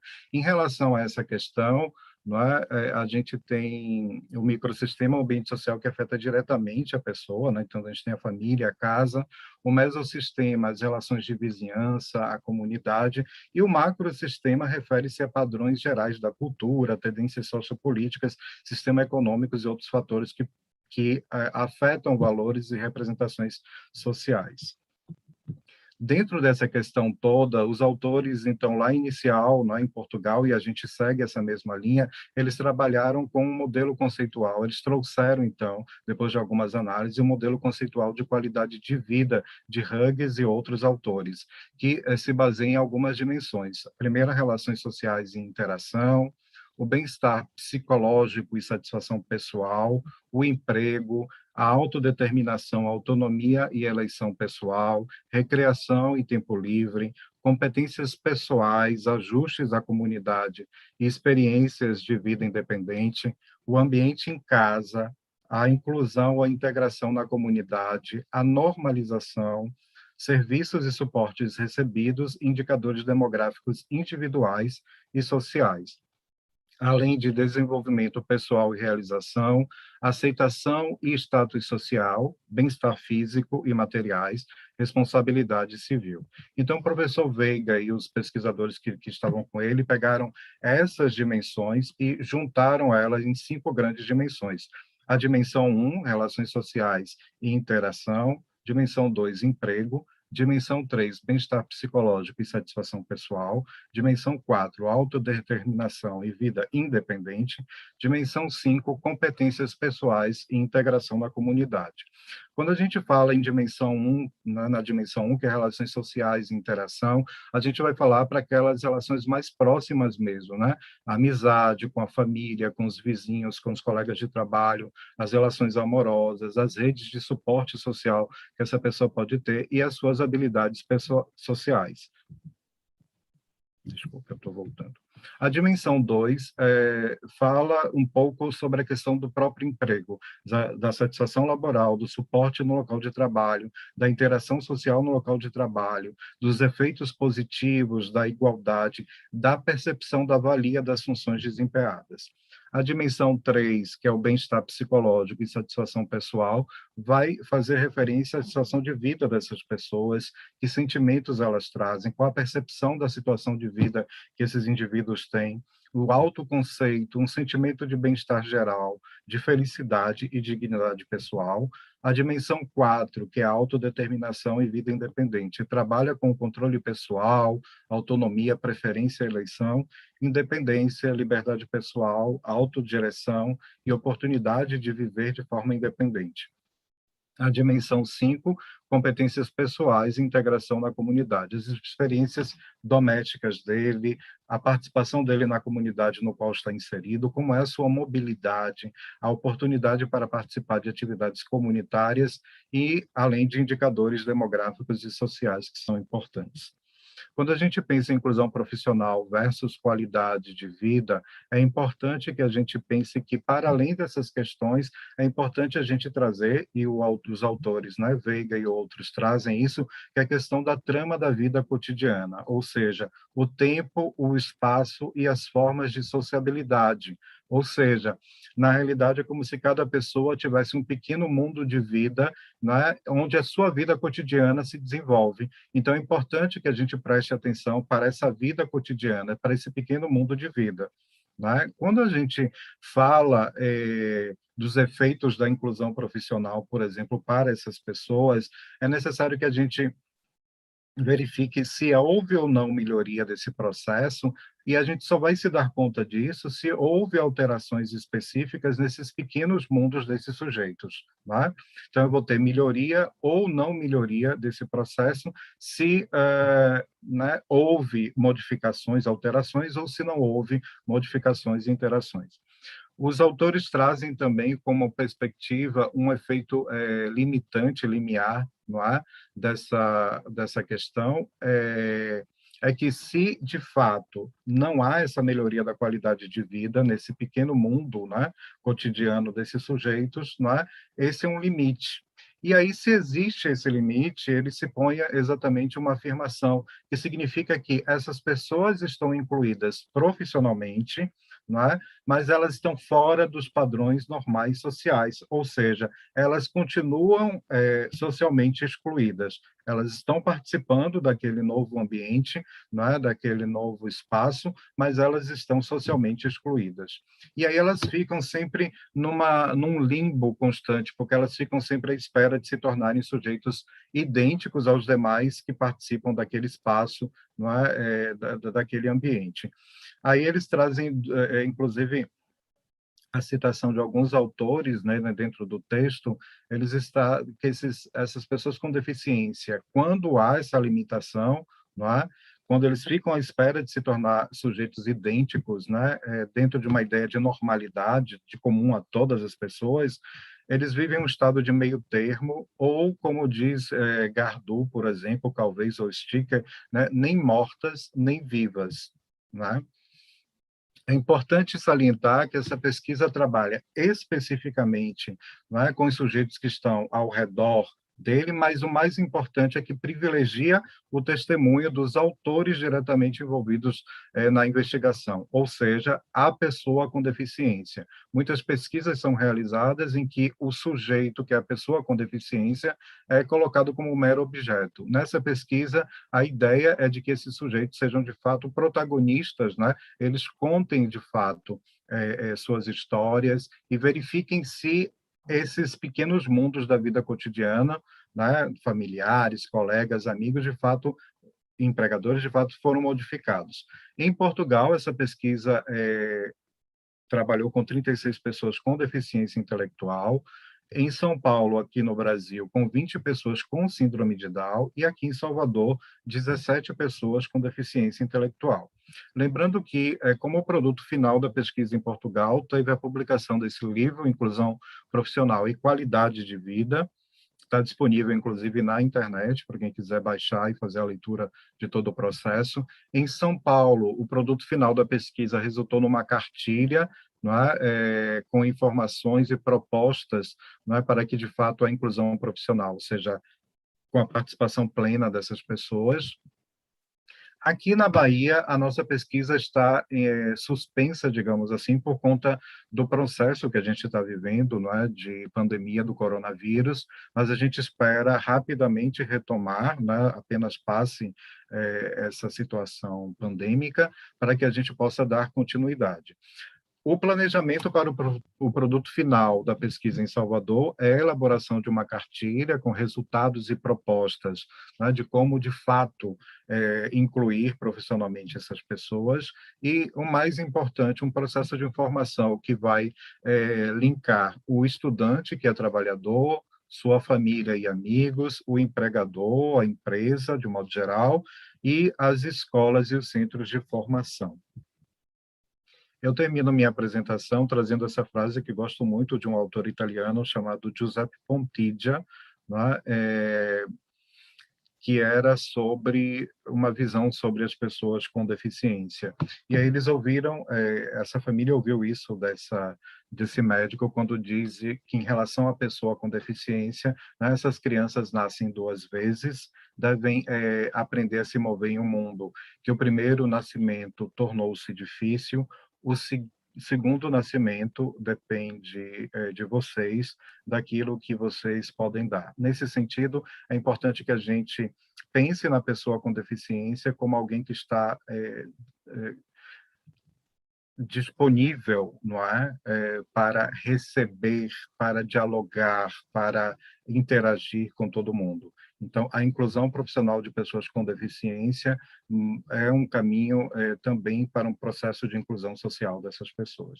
Eu gostaria de agradecer muitíssimo à professora Jaciete Barbosa, que é coordenadora dessa pesquisa na Bahia, a professora Cidenise Estrelado, que é a vice-coordenadora desse processo e dessa pesquisa, e todos os pesquisadores, né, que estão envolvidos nessa dinâmica que a gente espera em breve concluir. Muito obrigado a todos. Thank you very much indeed, Professor, for recalling us the relevance, the importance of fighting stereotypes, the importance of promoting the access to work for everyone, and also for your presentation of the long-lasting efforts of the Brazilian institutions in this area. Obrigado. Thank you. Tengo ahora el placer de presentar al profesor Pedro Reigadas Robles Gil, que es profesor investigador de tiempo completo a la Universidad Intercultural Indígena de Michoacán en México, doctor en antropología de la Escuela Nacional de Antropología e Historia, diplomado en estudio a profundidad de ciencias del lenguaje, máster en filosofía, maestro en lingüística y licenciado en cinematografía. Profesor Pedro Reigadas es director académico del Centro de Investigaciones y Estudios Transmodernos, coordinador del doctorado en Nueva Antropología en Sentipensar e Historia de los Pueblos Originarios y de la licenciatura en Ciencias Políticas y Movimientos Sociales en la Interculturalidad. Su línea de investigación son Historia Mundial de las Filosofías, Interdiscursividad e Interculturalidad. Su presentación es sobre enfoque educativo, saberes y prácticas comunitarias. Profesor, la palabra es suya.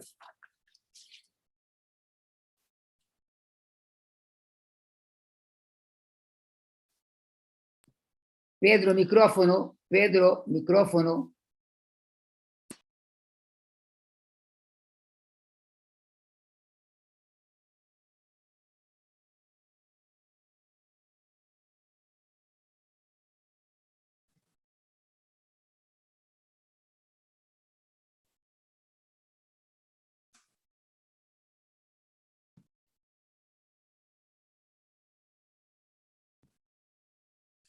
Ok, perdón, había seleccionado y apagado el micrófono. Muchas gracias a Alberto Tonini, doctora Julieta Jairar, a todos los que me precedieron en esta exposición. El nombre lo ajusté un poquito, es enfoque educativo, sentipensares y prácticas comunitarias, ¿no? Parto de una crítica de la modernidad, ¿no? Porque para nuestro continente supone un genocidio ocurrido durante el primer siglo de colonia, ¿no? En México, según estimaciones de Cook y Bora, 9/10 de la población desaparecieron en un siglo, ¿no? Lo mismo ocurrió en el Tahuantinsuyo, ¿no? Según Dobbins, sobre todo por las epidemias, ¿no? Además de toda la situación social y militar, ¿no? De manera que en 2005 Mann escribía que antes de 1492, un lugar próspero de asombrosa diversidad, con un tumulto de lenguas, con un comercio nutrido, con cultura notable, una región con decenas de millones de personas fue borrada, ¿no? Vamos a hablar de saberes y sentires, ¿no? Y el yo pienso de René Descartes está en el fundamento epistemológico occidental, ¿no? Está precedido por el yo conquisto, ¿no? E incluso por el yo extermino del siglo XV y XVI, ¿no? El yo pienso supone una ideología del eurocentrismo, ¿sí? Que dice Enrique Dussel, ¿no? Es un componente enmascarado que subyace debajo de la reflexión filosófica y de muchas otras posiciones teóricas del pensamiento europeo y norteamericano, ¿sí? Ahora, el correlato de la ideología eurocéntrica en el plano del conocimiento es un genocidio, epistemocidio cuádruple, ¿no? La aniquilación de saberes en la geopolítica del conocimiento, ¿sí? Contra, dice Ramón Grossfogel, contra la población de origen judío y musulmán en el Al-Andalus, en Andalucía, contra los pueblos indígenas en la conquista del continente americano, contra los africanos raptados y esclavizados en el continente americano, que constituyen nuestra tercera raíz, contra las mujeres quemadas vivas bajo acusaciones de brujería en Europa en el dominio de género, ¿no? En este proceso se eliminó la alteridad, ¿sí? El epistemicidio eurocéntrico supone perspectivas epistémicas nacidas de alteridades raciales, étnicas, de género y clase, sean eliminadas o minusvaluadas, ¿no? Y dice el doctor Grossfogel, es necesario defender un universal radical, decolonial, antisistémico y diversal, ¿no? En esa contraposición surgen lo que se ha llamado las epistemologías del sur, que no son excluyentes. Tenemos, por ejemplo, a de Sousa Santos, ¿no? de Portugal, a Maldonado, ¿no? La idea del sentipensar con la tierra de Escobar, ¿no? Que proponen otro horizonte, ¿no? Y hay una resistencia y transformación constante de los sentires y pensares subalternos que persisten tras 5 siglos de colonialidad frente a la llamada ahora colonialidad del saber, ¿no? Por ejemplo, hay la epistemología chiichi, que quiere decir como epistemología mestiza, ¿no? De la pensadora aymara Silvia Rivera Cusicanqui, ¿no?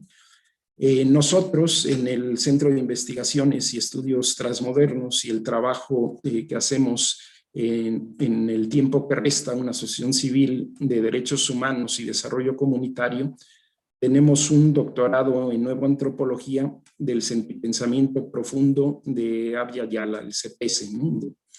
Es un esfuerzo de una pedagogía en un movimiento mundial que se llama Ecoversidades, y es una alternativa dentro de lo que construimos desde el año 1999, poco a poco, del coloquio de saberes y prácticas comunitarias, el COSAPAC, que es algo que embona mucho con lo que dijo el profesor Biggeri, ¿no?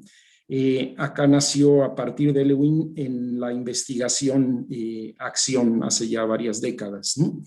En el proceso de este coloquio, ¿no?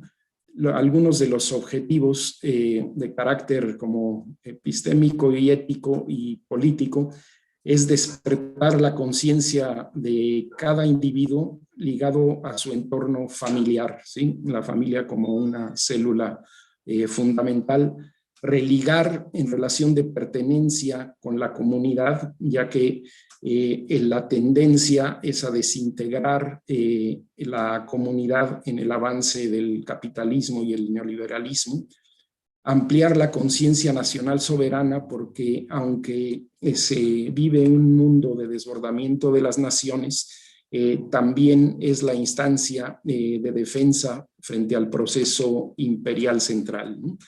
Desplegar la conciencia planetaria, solidaridad, liberación, ¿no? Tanto en nuestra América como en el mundo, ¿no? Y desarrollar una perspectiva de integración con la madre tierra y con la totalidad del cosmos, el cosmos con la grafía con K, ¿no? Como propone el filósofo Wilber, ¿no? En un trabajo mucho más allá de las aulas, ¿no? Como decían también en el trabajo que nos precedió de Konté, ¿no?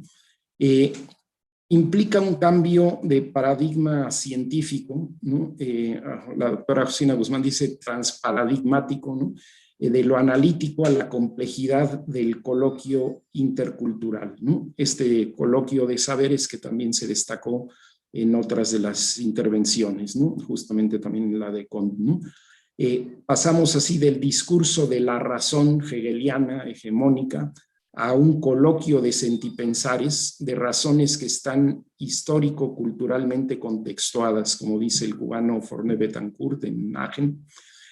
Pasamos del saber hegemónico a saberes en resistencia, recuperados y co-construidos con comunidades étnicas, de la ciencia a una transdisciplina de saberes que integran naturaleza y espiritualidad, como plantea Nicolescu y como decía también Fioramonti, ¿no? De los saberes particulares, disciplinarios aislados, a la condensación del saber en la ecología, porque si no hay la casa, si no hay la tierra, ¿no? Pues no tenemos nada, ¿no?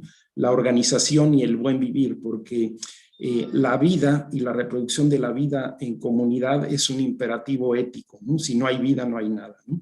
En una continuidad del pasado, del presente y del futuro, porque tenemos que hablar en respuesta a las víctimas y a aquellos que nos precedieron en la historia, pero también a aquellos que vienen después de nosotros, a los que les estamos dejando una inviabilidad de futuro, ¿no? Y no comprende solamente saber escrito, sino todos los medios y todos los dispositivos de saberes, ¿no? Y pasamos de aceptar y dominar la realidad y la tierra a soñar y co-construir un mundo mejor desde la perspectiva de las víctimas, los explotados, los oprimidos, los pobres en lucha contra la totalidad hegemónica, ¿no? Y pasamos de repetir saberes eurocéntricos a crear conocimiento autónomo y soberano desde la comunidad, en la comunidad y con la comunidad, ¿no? Las líneas del CPC son filosofía y antropología de los pueblos originarios de Abya Yala en una perspectiva histórica, saberes sistemáticos de los pueblos originarios, terapéuticas, artes, salud y chamanismo de los pueblos originarios, ¿no? Los actores académicos, entre comillas, son tanto personas filósofas profesionales como personas pensadoras originarias o no de las lenguaculturas, ¿no? Especialistas rituales de las diversas prácticas y de la salud, ¿no? Los objetivos son recuperar y difundir saberes originarios, sistematizar esos sentipensares. Ahí hicimos un trabajo en 3 volúmenes que está a punto de salir de prensa este segundo semestre, ¿no? Y crear núcleos de sentipensar autóctono, generar sentipensamiento en el contexto actual y aprendizaje de los mestizos y blancos del sentipensar y el saber sistemático originario, es decir, no solamente de un lado hacia el otro, sino de vuelta también, ¿no? Es muy importante la dimensión del concepto en las filosofías originarias, ¿sí? Porque se habla desde una perspectiva dominante de que los pueblos originarios tenemos creencias, ¿sí? Pero escribía Latour, la creencia no es un estado mental, sino es un efecto de las relaciones entre los pueblos, ¿sí? Es decir, hay poder, hay hegemonía detrás, ¿no? Los conceptos de Abya Yala son núcleo de su geofilosofía, como plantean Deleuze y Guattari, ¿no? Cada concepto convoca un mundo posible y supone una cosmopercepción y una cosmovivencia, ¿no? Necesitamos una inversión decolonial frente a la oposición filosofía-cosmovisión, ¿no? Porque la creencia está asociada al poder, los conceptos originarios de sentipensar suponen sistematicidad, no podemos disociar teoría y práctica, ¿no? La ciencia también tiene aspectos mítico-metafóricos, no solo la visión originaria. La lógica originaria puede explicitarse, ¿no? En algunos casos de manera muy poderosa, como entre los zapotecas, los vinizá o los de Navajo, ¿no? La tradición es una creación incesante, no es algo estático, ¿no? Y la espiritualidad es una dimensión de la profundidad del siendo, ¿no? Lo colectivo no es algo que se descalifique, precede a lo individual, ¿sí? Y la unidad de reflexión-acción nos permite valorar esta última en su proceso transformador y no solamente de un pensamiento aislado de la práctica, ¿no? Cada pueblo tiene su sentipensar análogo a la filosofía. Hay varios autores en América que han trabajado sobre ello, ¿no? En la propia tradición a veces es muy específico, como en el caso náhuatl, que se habla del mati, que es saber sentir, que incluye razón, prudencia y sentimiento, ¿no? En el CPC, en este esfuerzo, se trabaja no solo en enseñar, sino en enseñar a aprender y en reconocer, ¿no? Por ejemplo, en la filosofía purépecha, es el mismo vocablo para enseñar a aprender y enseñarse y aprenderse, ¿no? Con los andinos, que tenemos un trabajo, el yachay, ¿no? El saber, ¿no? Quechua y quichua, se ha compartido, ¿no? Con el movimiento educativo y político del Muxucaguay y con las micaelas, ¿no? Y supone pues penetrar en el saber verdadero quechua con un acento en la verdad, pero bajo otra perspectiva, lo justo, lo verdadero y sabio, lo nuevo, ¿no? Cómo se centra ahí sí en la cosmovisión, porque en lo andino es centrar la visión de lo ordinario y de lo no ordinario, y distintos conceptos que se han ido trabajando, como el compartir del Aini, ¿no? Lo verdadero del Checán, ¿no? Diversas dimensiones, ¿no? Hemos intercambiado con el sentir pensar de Hawái, ¿no? Coincide mucho con lo que plantea Konté, ¿no? La persona sabia es el repositorio de conocimiento en Hawái, ¿no? La fuente, el maestro, es el tronco de árbol que se llama kumu, ¿no? Como decía del baobab, ¿no? La solución, se dice, está dentro de nosotros. No es solamente la visión de la ciencia, donde todo es afuera, sino la intuición, la comprensión, la meditación interna que da conocimiento, ¿no? Y lo trascendente, se dice un dicho, la gran noche provee, el día desprecia. Es la idea de que en la totalidad está el conocimiento, ¿no? Y de ahí abrevamos todos los seres porque somos parte del universo, ¿no? Otro dicho que dice, solo el rocío conoce el estallido que provoca la tormenta, ¿no? La idea de que todo conocer, todo sentir, pensar debe ser en situación, en el momento concreto y penetrando en el contacto con la otra persona. O el concepto central de la loja, que no es esa baratija de los turistas, ¿no? Sino quiere decir amor, gentileza, piedad, simpatía, gracia, ¿no? Y donde se concibe que cuando el amor se da, debe ser devuelto, ¿sí? El proceso de la reciprocidad del universo, ¿no? Y donde la ira es aquello que no da vida, ¿no? Hemos dialogado con diversas lenguaculturas, el maya, la sabiduría del cajolal, celtales, otziles, tojolabales, muy importantes políticamente en la idea de yo hablo para que tú escuches, ¿sí? La nosotridad, la construcción intersubjetiva. Sobre los nahuas, con su ontología del ometeotl, la idea del ser humano como merecedor, la masigualidad, con los vinizaos zapotecos, que tiene una idea bellísima de la racionalidad discursiva del disha, con los purépechas, como en muchos pueblos americanos, la relación con la costumbre y el sentipensar, la cachumbicua, con los mepá o tlapanecos, ¿no? Que tienen el Jumá-Mepá, un colectivo de sentipensamiento propio, que trabajaron la palabra, el trabajo y la fuerza. Los ñañú, que son vistos siempre desde una perspectiva dicotómica, pero que ellos mismos se ven en una concepción trinitaria, ¿no? Con los guaraníes, en el caso brasileño del Amazonas, ¿no?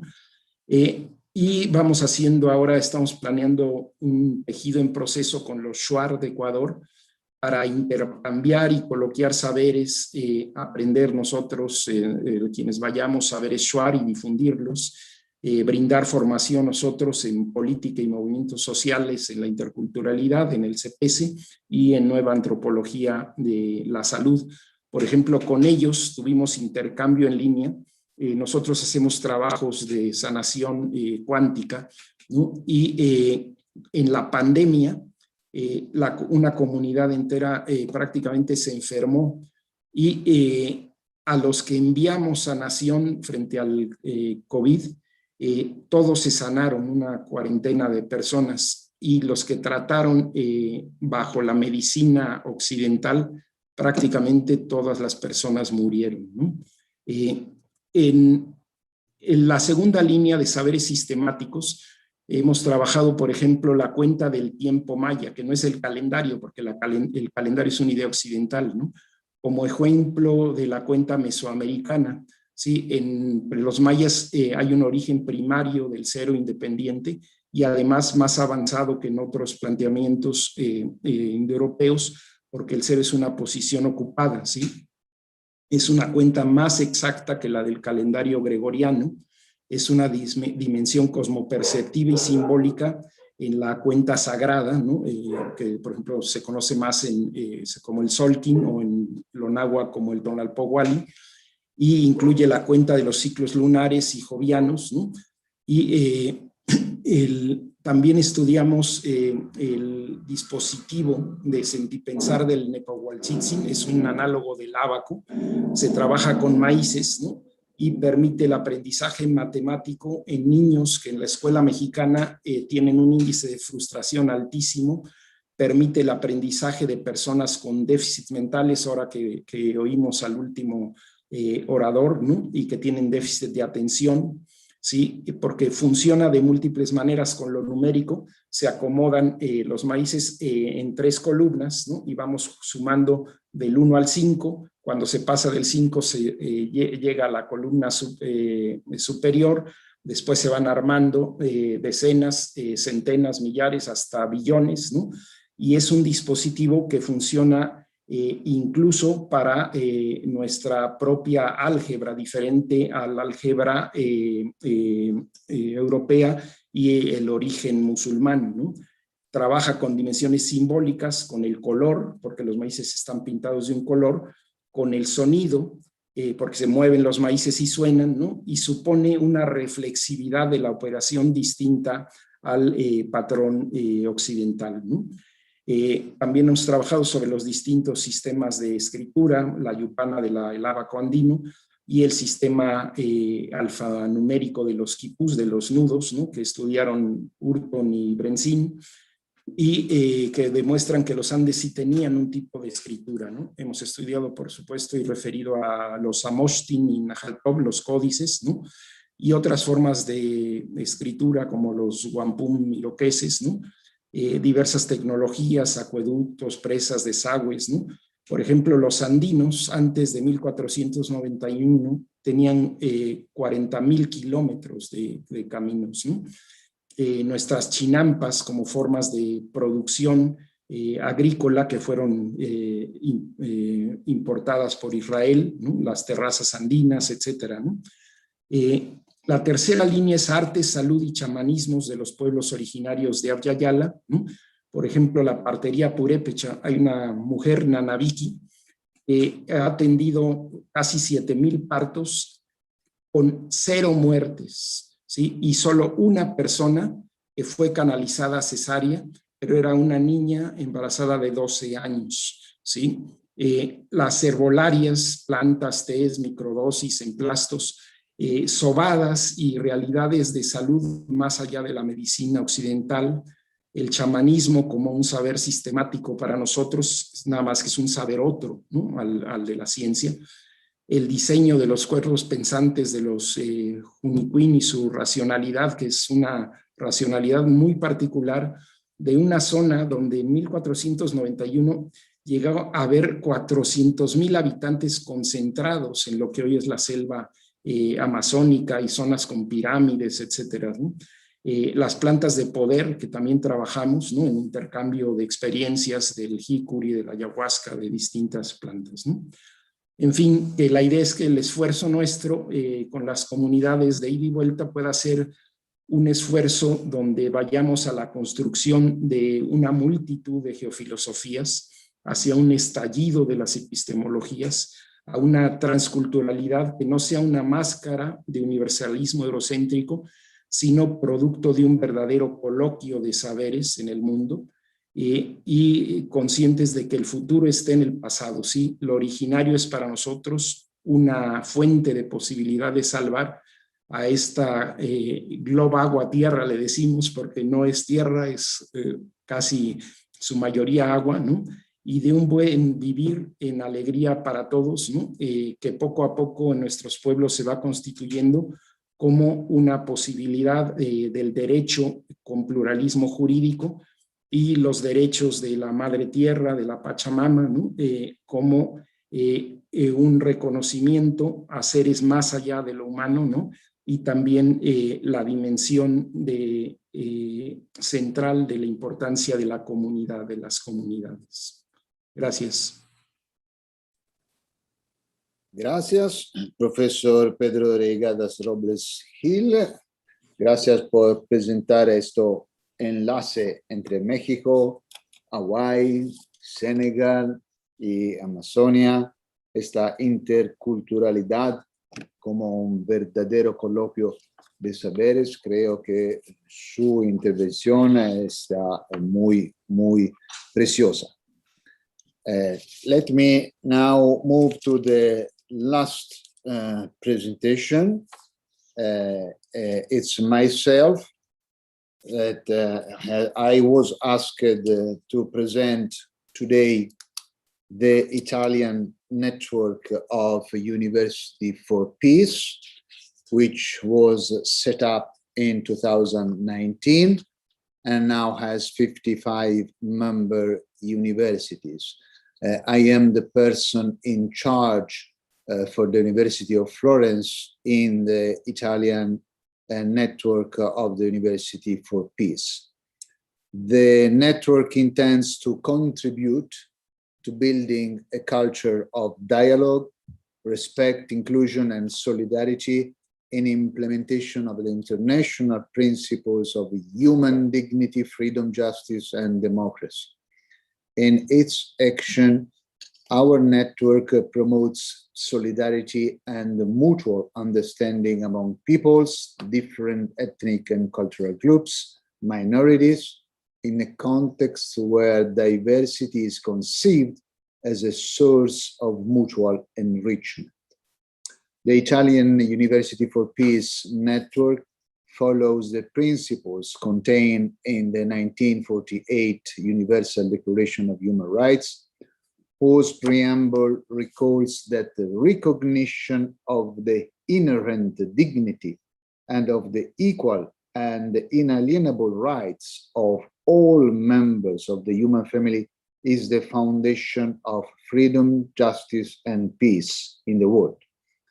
In the same preamble, the Universal Declaration outlined a link between peace and rights, and also entrusted every individual and every organ of society with the task of promoting by teaching and education respect for these rights and freedoms and assuring their universal and effective recognition.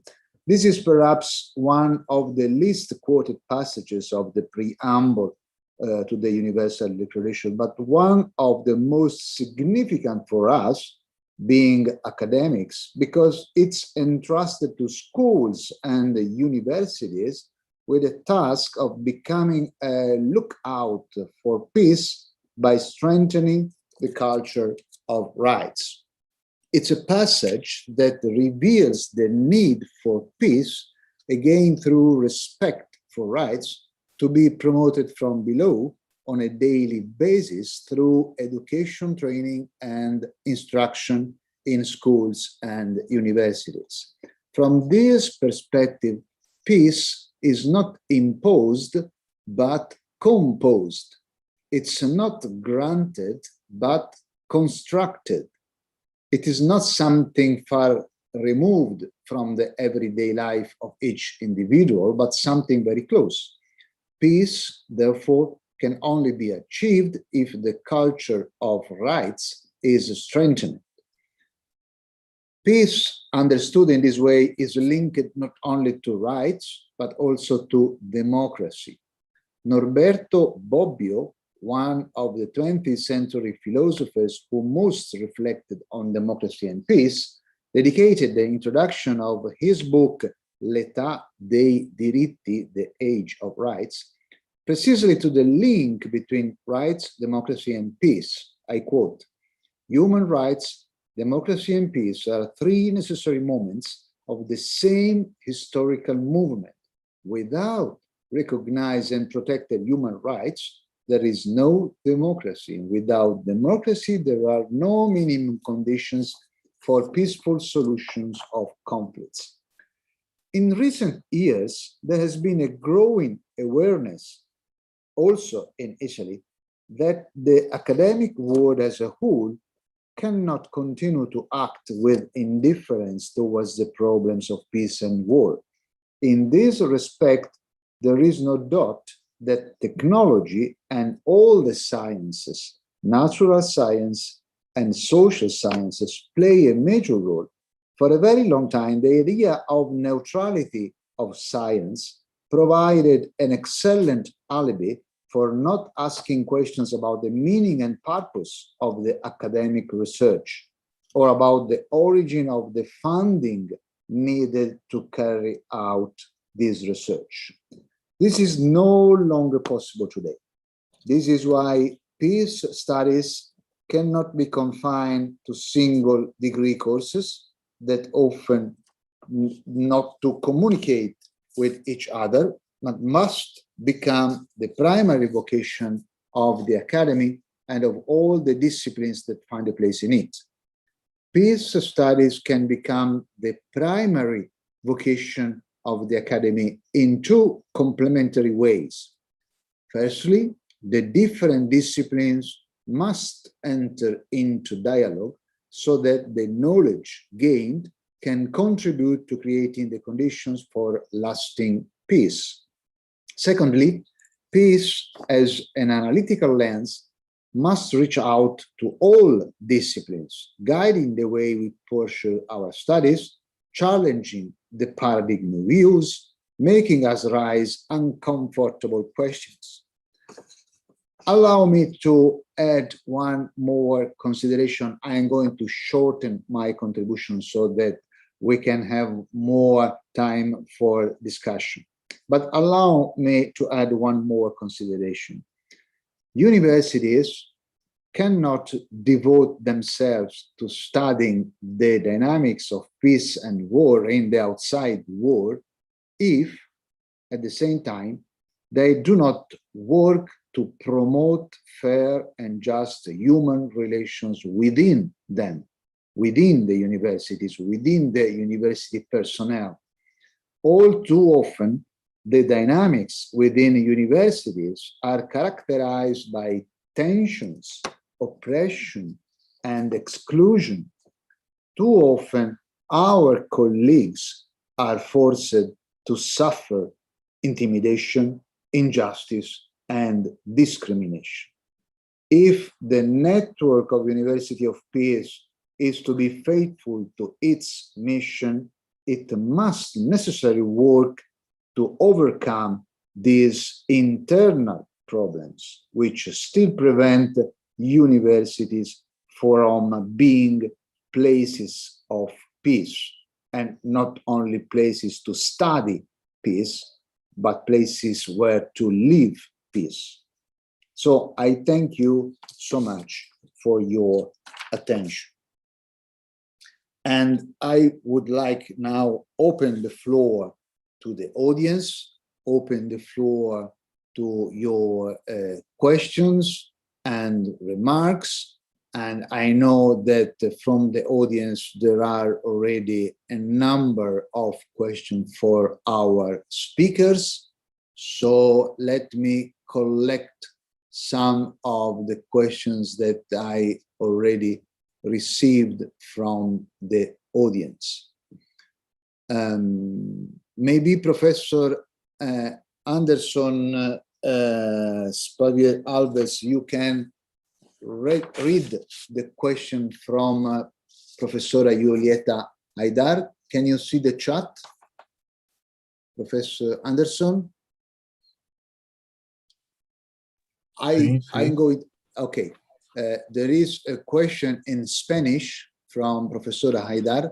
No es mejor usar otras categorías, es decir, no personas con deficiencia, sino personas con capacidades limitadas para lograr superar lo estigmatizado. Bem, professora Julieta, a pesquisa, quando foi formulada em Portugal, ela foi formulada para um público específico, pessoas com deficiência, né? E especificamente pessoa com deficiência intelectual. Portanto, acredito que deveríamos pensar em uma outra pesquisa, se a gente quisesse alargar, de fato, o público, não é, para atingir essas outras pessoas com capacidades limitadas. Na realidade, quando trouxe na pesquisa, eu disse especificamente que a gente trabalha com pessoa com deficiência e trouxe especificamente a definição da Convenção sobre os direitos da pessoa com deficiência, para que não restasse dúvida exatamente em relação a outras pessoas que podem momentaneamente, né, estar em um processo limitador, né, para que a gente pudesse, de fato, observar que o público da pesquisa é, de fato, pessoa com deficiência e pessoa com deficiência intelectual.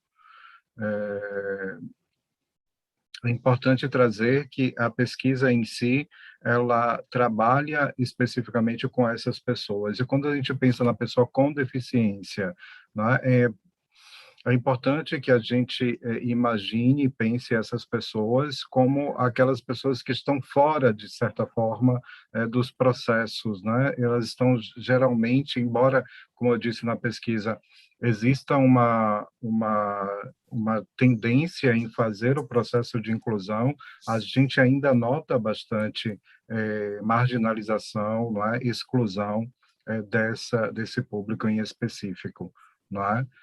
Obviamente, a gente está trabalhando, e eu digo eu e todas as pessoas que trabalham num processo de inclusão de pessoas com deficiência, não somente aqui no Brasil, mas em todas as partes do mundo. A ideia é exatamente fazer com que essas pessoas possam ter uma participação efetivamente na sociedade, né? Ter uma participação de fato plena, que sejam reconhecidas e que tenham oportunidades, né?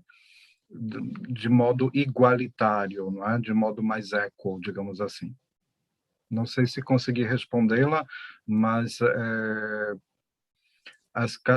para a gente trabalhar com outras categorias, a gente teria que ter pensado nisso lá atrás, não é? Como a gente está replicando a pesquisa no Brasil, não é? Essa pesquisa já tem uma metodologia estabelecida, já tem um conceito estabelecido, nós estamos apenas fazendo esse processo. Vale ressaltar que quando a gente fala dessa qualidade de vida, né, eu trouxe nos meus slides, mas é importante ressaltar que ela só é possível de ser de fato verificável e avaliado se há mudança realmente nesse mundo ao redor dessa pessoa. Então, se não houver, segundo a base conceitual, se não houver essa modificação, né, de fato, né, a gente não está, de fato, fazendo o processo de inclusão de forma plena. Obrigado. Thank you. Je voudrais présenter une question pour professeur Abdoulaye Konté. Vous avez parlé de la situation des écoles rurales au Sénégal. Et la question, c'est si vous pouvez dire quelque chose à propos de la situation dans les cités.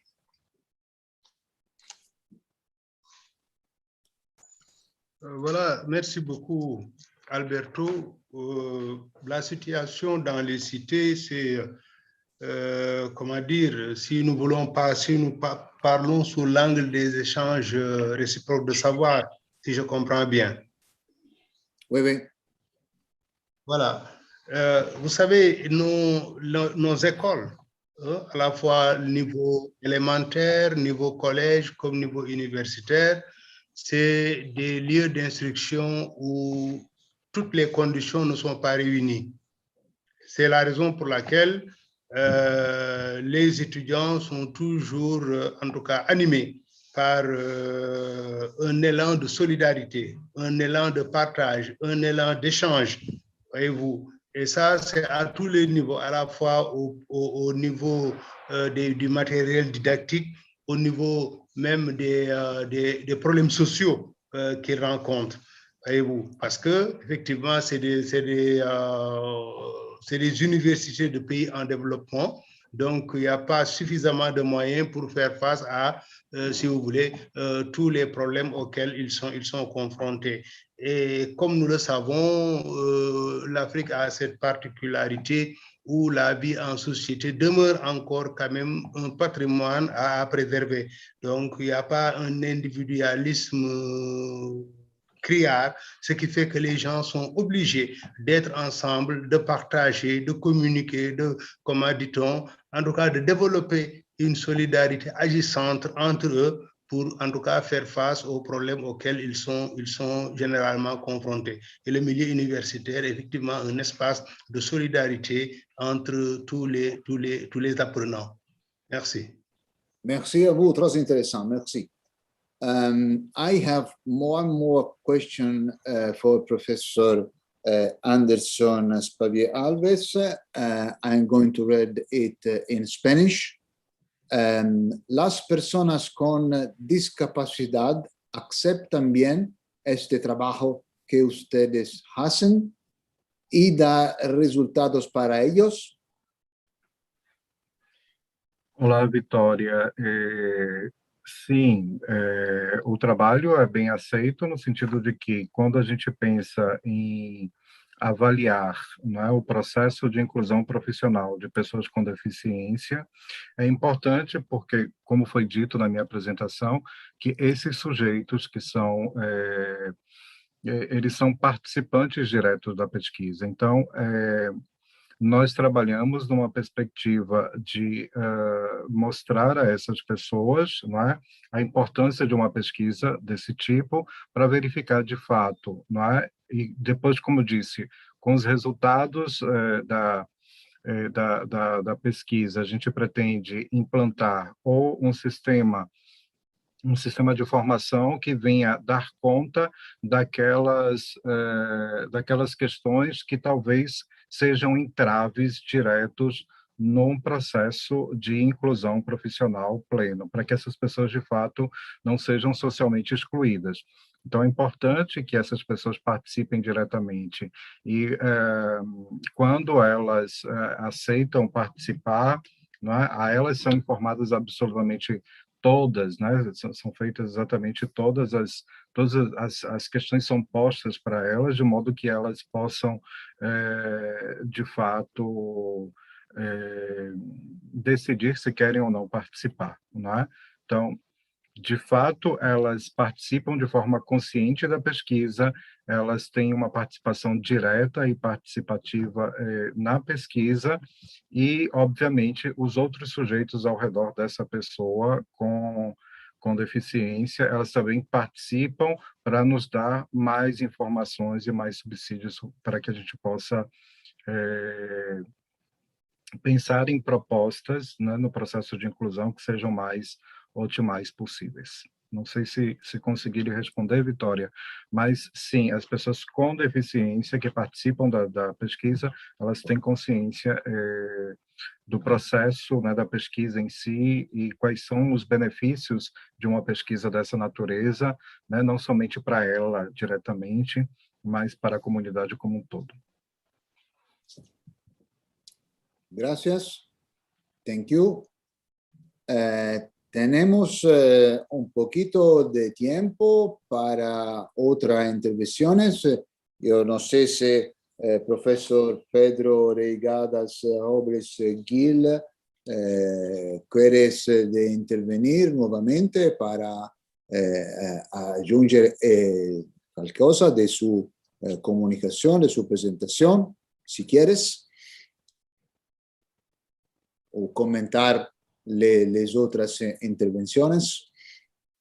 Bueno, básicamente me parece que hay un horizonte de conocimiento que se comparte en toda la mesa y veo vasos comunicantes que nos ligan y ojalá se mantengan esos vínculos porque mucho de lo que hacemos depende de las redes, de la comunidad de investigación, ¿no?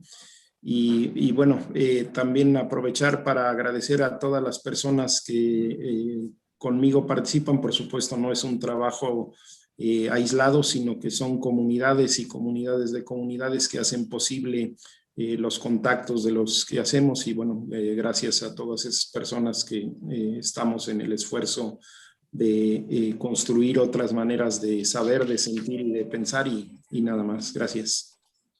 Oh, gracias, muchas gracias. Me gustaría demandar a profesora Julieta Haidar si quieres de intervenir.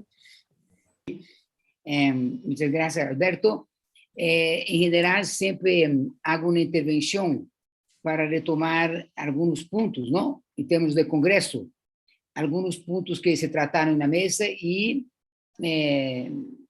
para puntualizar, para algunos aspectos, puntualizar, que também está em YouTube, alguns comentários, por exemplo, do amigo Francisco Lemos, de Brasil, não? Que hizo uns comentários em 4 línguas, para que todos pudessem ler sobre as categorias da transdisciplinaridade. Como Francisco está participando já há 8 meses em YouTube, no Congresso, eu creio que temos que considerar o que ele comenta. Ele comenta que é importante integrar nas reflexões dessa mesa, dessa sessão, que foi muito rica, não?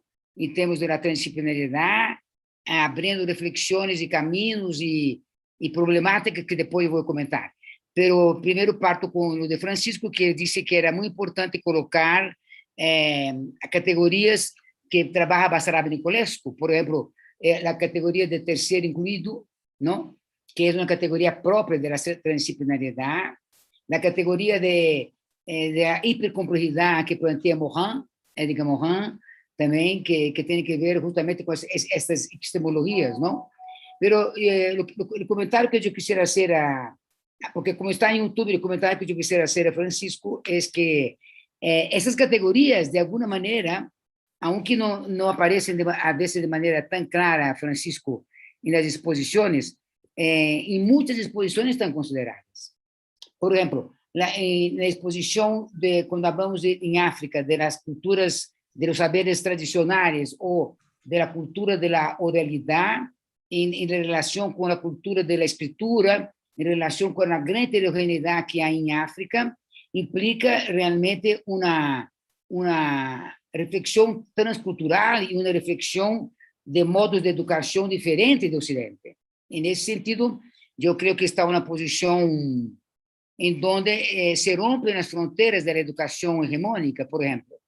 Então, lo que se pide para reflexionar, eu creio que está bem, que se planteia isso, mas há que buscar, por exemplo, nas ponências que planteou Maio, não? Ao início, em relação à Universidade de Florência, ele aporta elementos de reflexão da investigação em relação à transdisciplinaridade. Ha aportado quando expulso.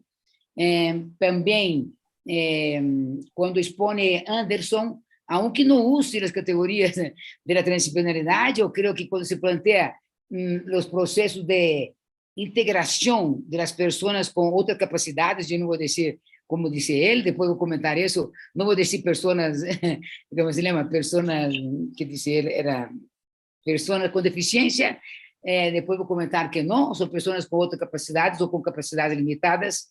Também ele usa búsquedas diferentes de caminhos para a integração, para a educação, e onde entraria a neurociência e vários tipos de campos cognitivos, não? E com Pedro Regadas, e também um pouco também porque planteou Alberto, mas com Pedro Regadas, porque conosco mais o trabalho da publicação de Pedro aqui de México, ele definitivamente integra e parte da reflexão transcultural, e parte de uma reflexão desde a complexidade, desde a transdisciplinaridade, e um elemento que é muito importante, Francisco. Ademais, não estou contestando só o Francisco, estou contestando porque ele pôs no YouTube que era público. Já passamos de Francisco, já é público, não? E ele integra, incluso, a epistemologia, a relação da epistemologia da complexidade, a transdisciplinaridade e da decolonialidade, que são 3 epistemologias do Sul. O Congresso tem que abrir seus caminhos, porque não pode quedar só na transdisciplinaridade, sino que em uma relação recursiva com a complexidade, com a decolonialidade e com a epistemologia do Sul, não? Esse é o marco do Congresso Mundial.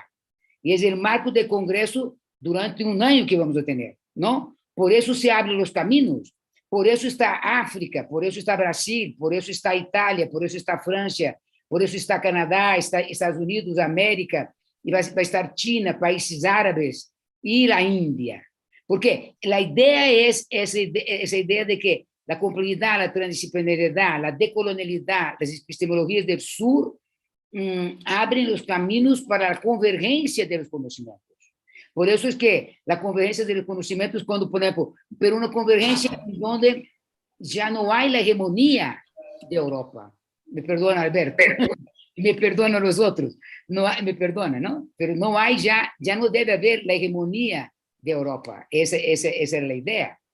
Entonces, la idea es que todos los conocimientos, todos los procesos cognitivos tienen que ser recuperados, trabajados y en diálogo. Es un principio fundamental de la complejidad, la transdisciplinaridad y la decolonialidad, dice, como insiste tanto Pedro, y insiste de una manera recurriendo todos los procesos cognitivos de América Latina, de los pueblos ancestrales de América Latina, en donde vemos que las culturas ancestrales tienen mucho que enseñar a Occidente.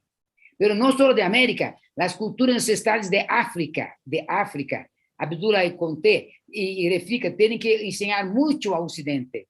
Y también tienen que enseñar mucho a Occidente toda la cultura milenaria de Asia. Entonces, eso que tiene que entender Occidente. Más allá de todo, un pensamiento crítico. Entonces, en esos términos, es que yo más allá de los comentarios de YouTube personales, yo creo que son comentarios que tienen que ser tomados a nivel, más allá de las personas, tienen que ser tomados a nivel de una reflexión crítica, ¿no? De una reflexión que uno use ese escenario para avanzar, pues, ¿no? En esto. Entonces, yo comentaba con Abdoulaye Konté, que no entiende mucho entiende un poco de español nomás, Konté solo entiende francés.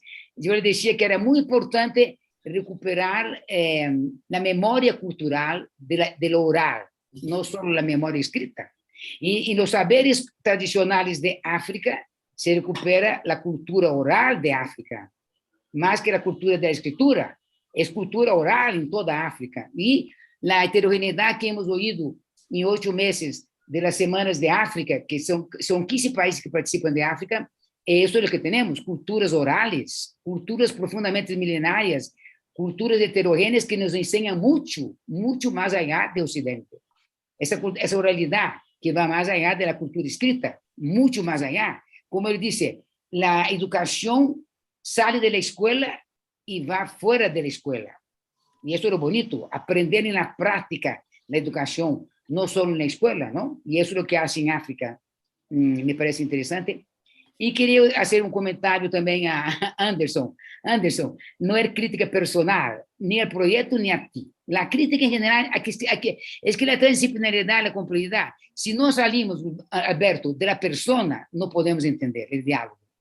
No es la persona, ni Alberto, ni tú, ni ese, ni el otro. Es un comentario de reflexión a partir de otros proyectos que tenemos que ver con personas que tienen otras capacidades o capacidades limitadas, en donde, por ejemplo, en Brasil no sé, pero aquí en México y en otros países, ellos ya no usan términos semánticos personas con deficiencia, porque la deficiencia, si uno quiere integrar essas personas a la vida más o menos normal o integrarlas de una manera más cohesiva, menos discriminadora, lo que vemos en los proyectos, de algunos proyectos, es que ya no usan esa categoría. Muchos proyectos ya no usan la categoría. Entiendo que la categoría viene de un proyecto, ¿no? De un proyecto de ustedes, pero la propuesta es que no se use ya la persona con deficiencia. Más o menos he oído su nombre y luego de repente digo, ay. ¿Te está hablando? A ver, ¿quién está hablando? Ok. Alberto. Ok, eso era el comentario. Pero después puedes pedir para agradecer, pero ahora eso era el comentario que quería hacer. Alberto. Thank you. Thank you. Gracias. Por favor, Marco, ¿puede firmar el micrófono? Carmen, sí, doña Carmen. Ya tiene Carmen, yo creo. Marco, por favor. Ok. Como un Gracias. año y medio por ahí. Ajá. ¿Qué es la que ahorita está en biblioteca? J'ai reçu une question pour professeur Konté. C'est une question de Paolo Orefice. Je vais vous lire la question de Paolo Orefice pour professeur Konté. La question c'est: les pratiques des échanges de savoir sont pratiques de culture de paix, dans les cultures traditionnelles en Afrique? Professeur Konté. Merci beaucoup, Alberto. Je ne parle pas les autres langues, mais en écoutant, il m'arrive de comprendre, n'est-ce pas, un peu quelques mots. Alors, par rapport à la question du professeur Paulo Orifice, je réponds par oui. Effectivement, les personnes âgées, si vous voulez, l'éducation qu'elles inculquent aux générations, en tout cas montantes, je veux dire les jeunes, ce qu'ils leur inculquent comme valeurs, c'est des valeurs de paix, c'est des valeurs de solidarité, c'est des valeurs, si vous voulez, de convivialité. Parce qu'en vérité, comme nous le savons, l'Afrique, pour beaucoup, a une culture de l'oralité. Et ce sont les vieilles personnes, les personnes âgées, si vous voulez, qui sont dépositaires, si vous voulez, de ces valeurs-là, et qui les transmettent, en tout cas, aux jeunes. Sí, si quiere el viernes o el próximo miércoles. Parlez, s'il vous plaît. Parlez, s'il vous plaît. Voilà, donc je disais que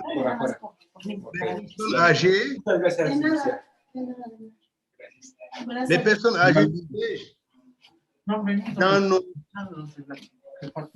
No, viene más los jueves, el martes y jueves en el Marco Polo. Ajá. ¿Cómo se llama? Marco Polo. Moussa, maman, déplacez-vous. Oui, estaba diciendo. Donc je disais, Alberto, que les personnes âgées dans nos sociétés traditionnelles ont encore un rôle important à jouer. Contrairement, par exemple, à ce qui se passe en Europe où les gens n'ont pas de temps ou n'ont pas d'espace, nous, dans nos sociétés, les personnes âgées restent encore dans les familles. Elles restent dans les foyers. Et donc, c'est elles les dépositaires de certaines valeurs que porte en tout cas la société. Et c'est elles qui les transmettent aux jeunes, qui les transmettent aux enfants et qui jouent le rôle de régulateur de la vie sociale. Et donc, toute l'éducation, tous les échanges entre les populations sont des échanges, si vous voulez, positifs, qui participent du renforcement des liens sociaux, participent véritablement de la préservation de la paix au niveau de la famille, mais également au niveau de la société. Donc ça, c'est des valeurs quand même qui sont universelles, que l'on retrouve partout. C'est peut-être les modes de transmission qui diffèrent d'une société à une autre. En Afrique, encore, les personnes âgées jouent ce rôle aussi important de préservation de la paix, de transmission des valeurs positives qui sont indispensables à la vie en société. Je vous remercie. Merci à vous, Professor Konté. I think now we can close our round table. I wish to thank all the panelists, all the speakers for this very enlightening, very enriching, very inspiring round table. And also Professor Biggeri and Professor Fioramonti, who spoke during the first section of our meeting. I think it's lunch time in Latin America. It's dinner time in Europe and in Senegal, more or less. So thank you very much indeed for your participation. I hope to see you soon in Florence or something where else. Thank you very much. Bye-bye. Thank you. Gracias a Thank you. todas, a todos. Thank you. Bye. Allez, merci. Bye. À la prochaine. Merci.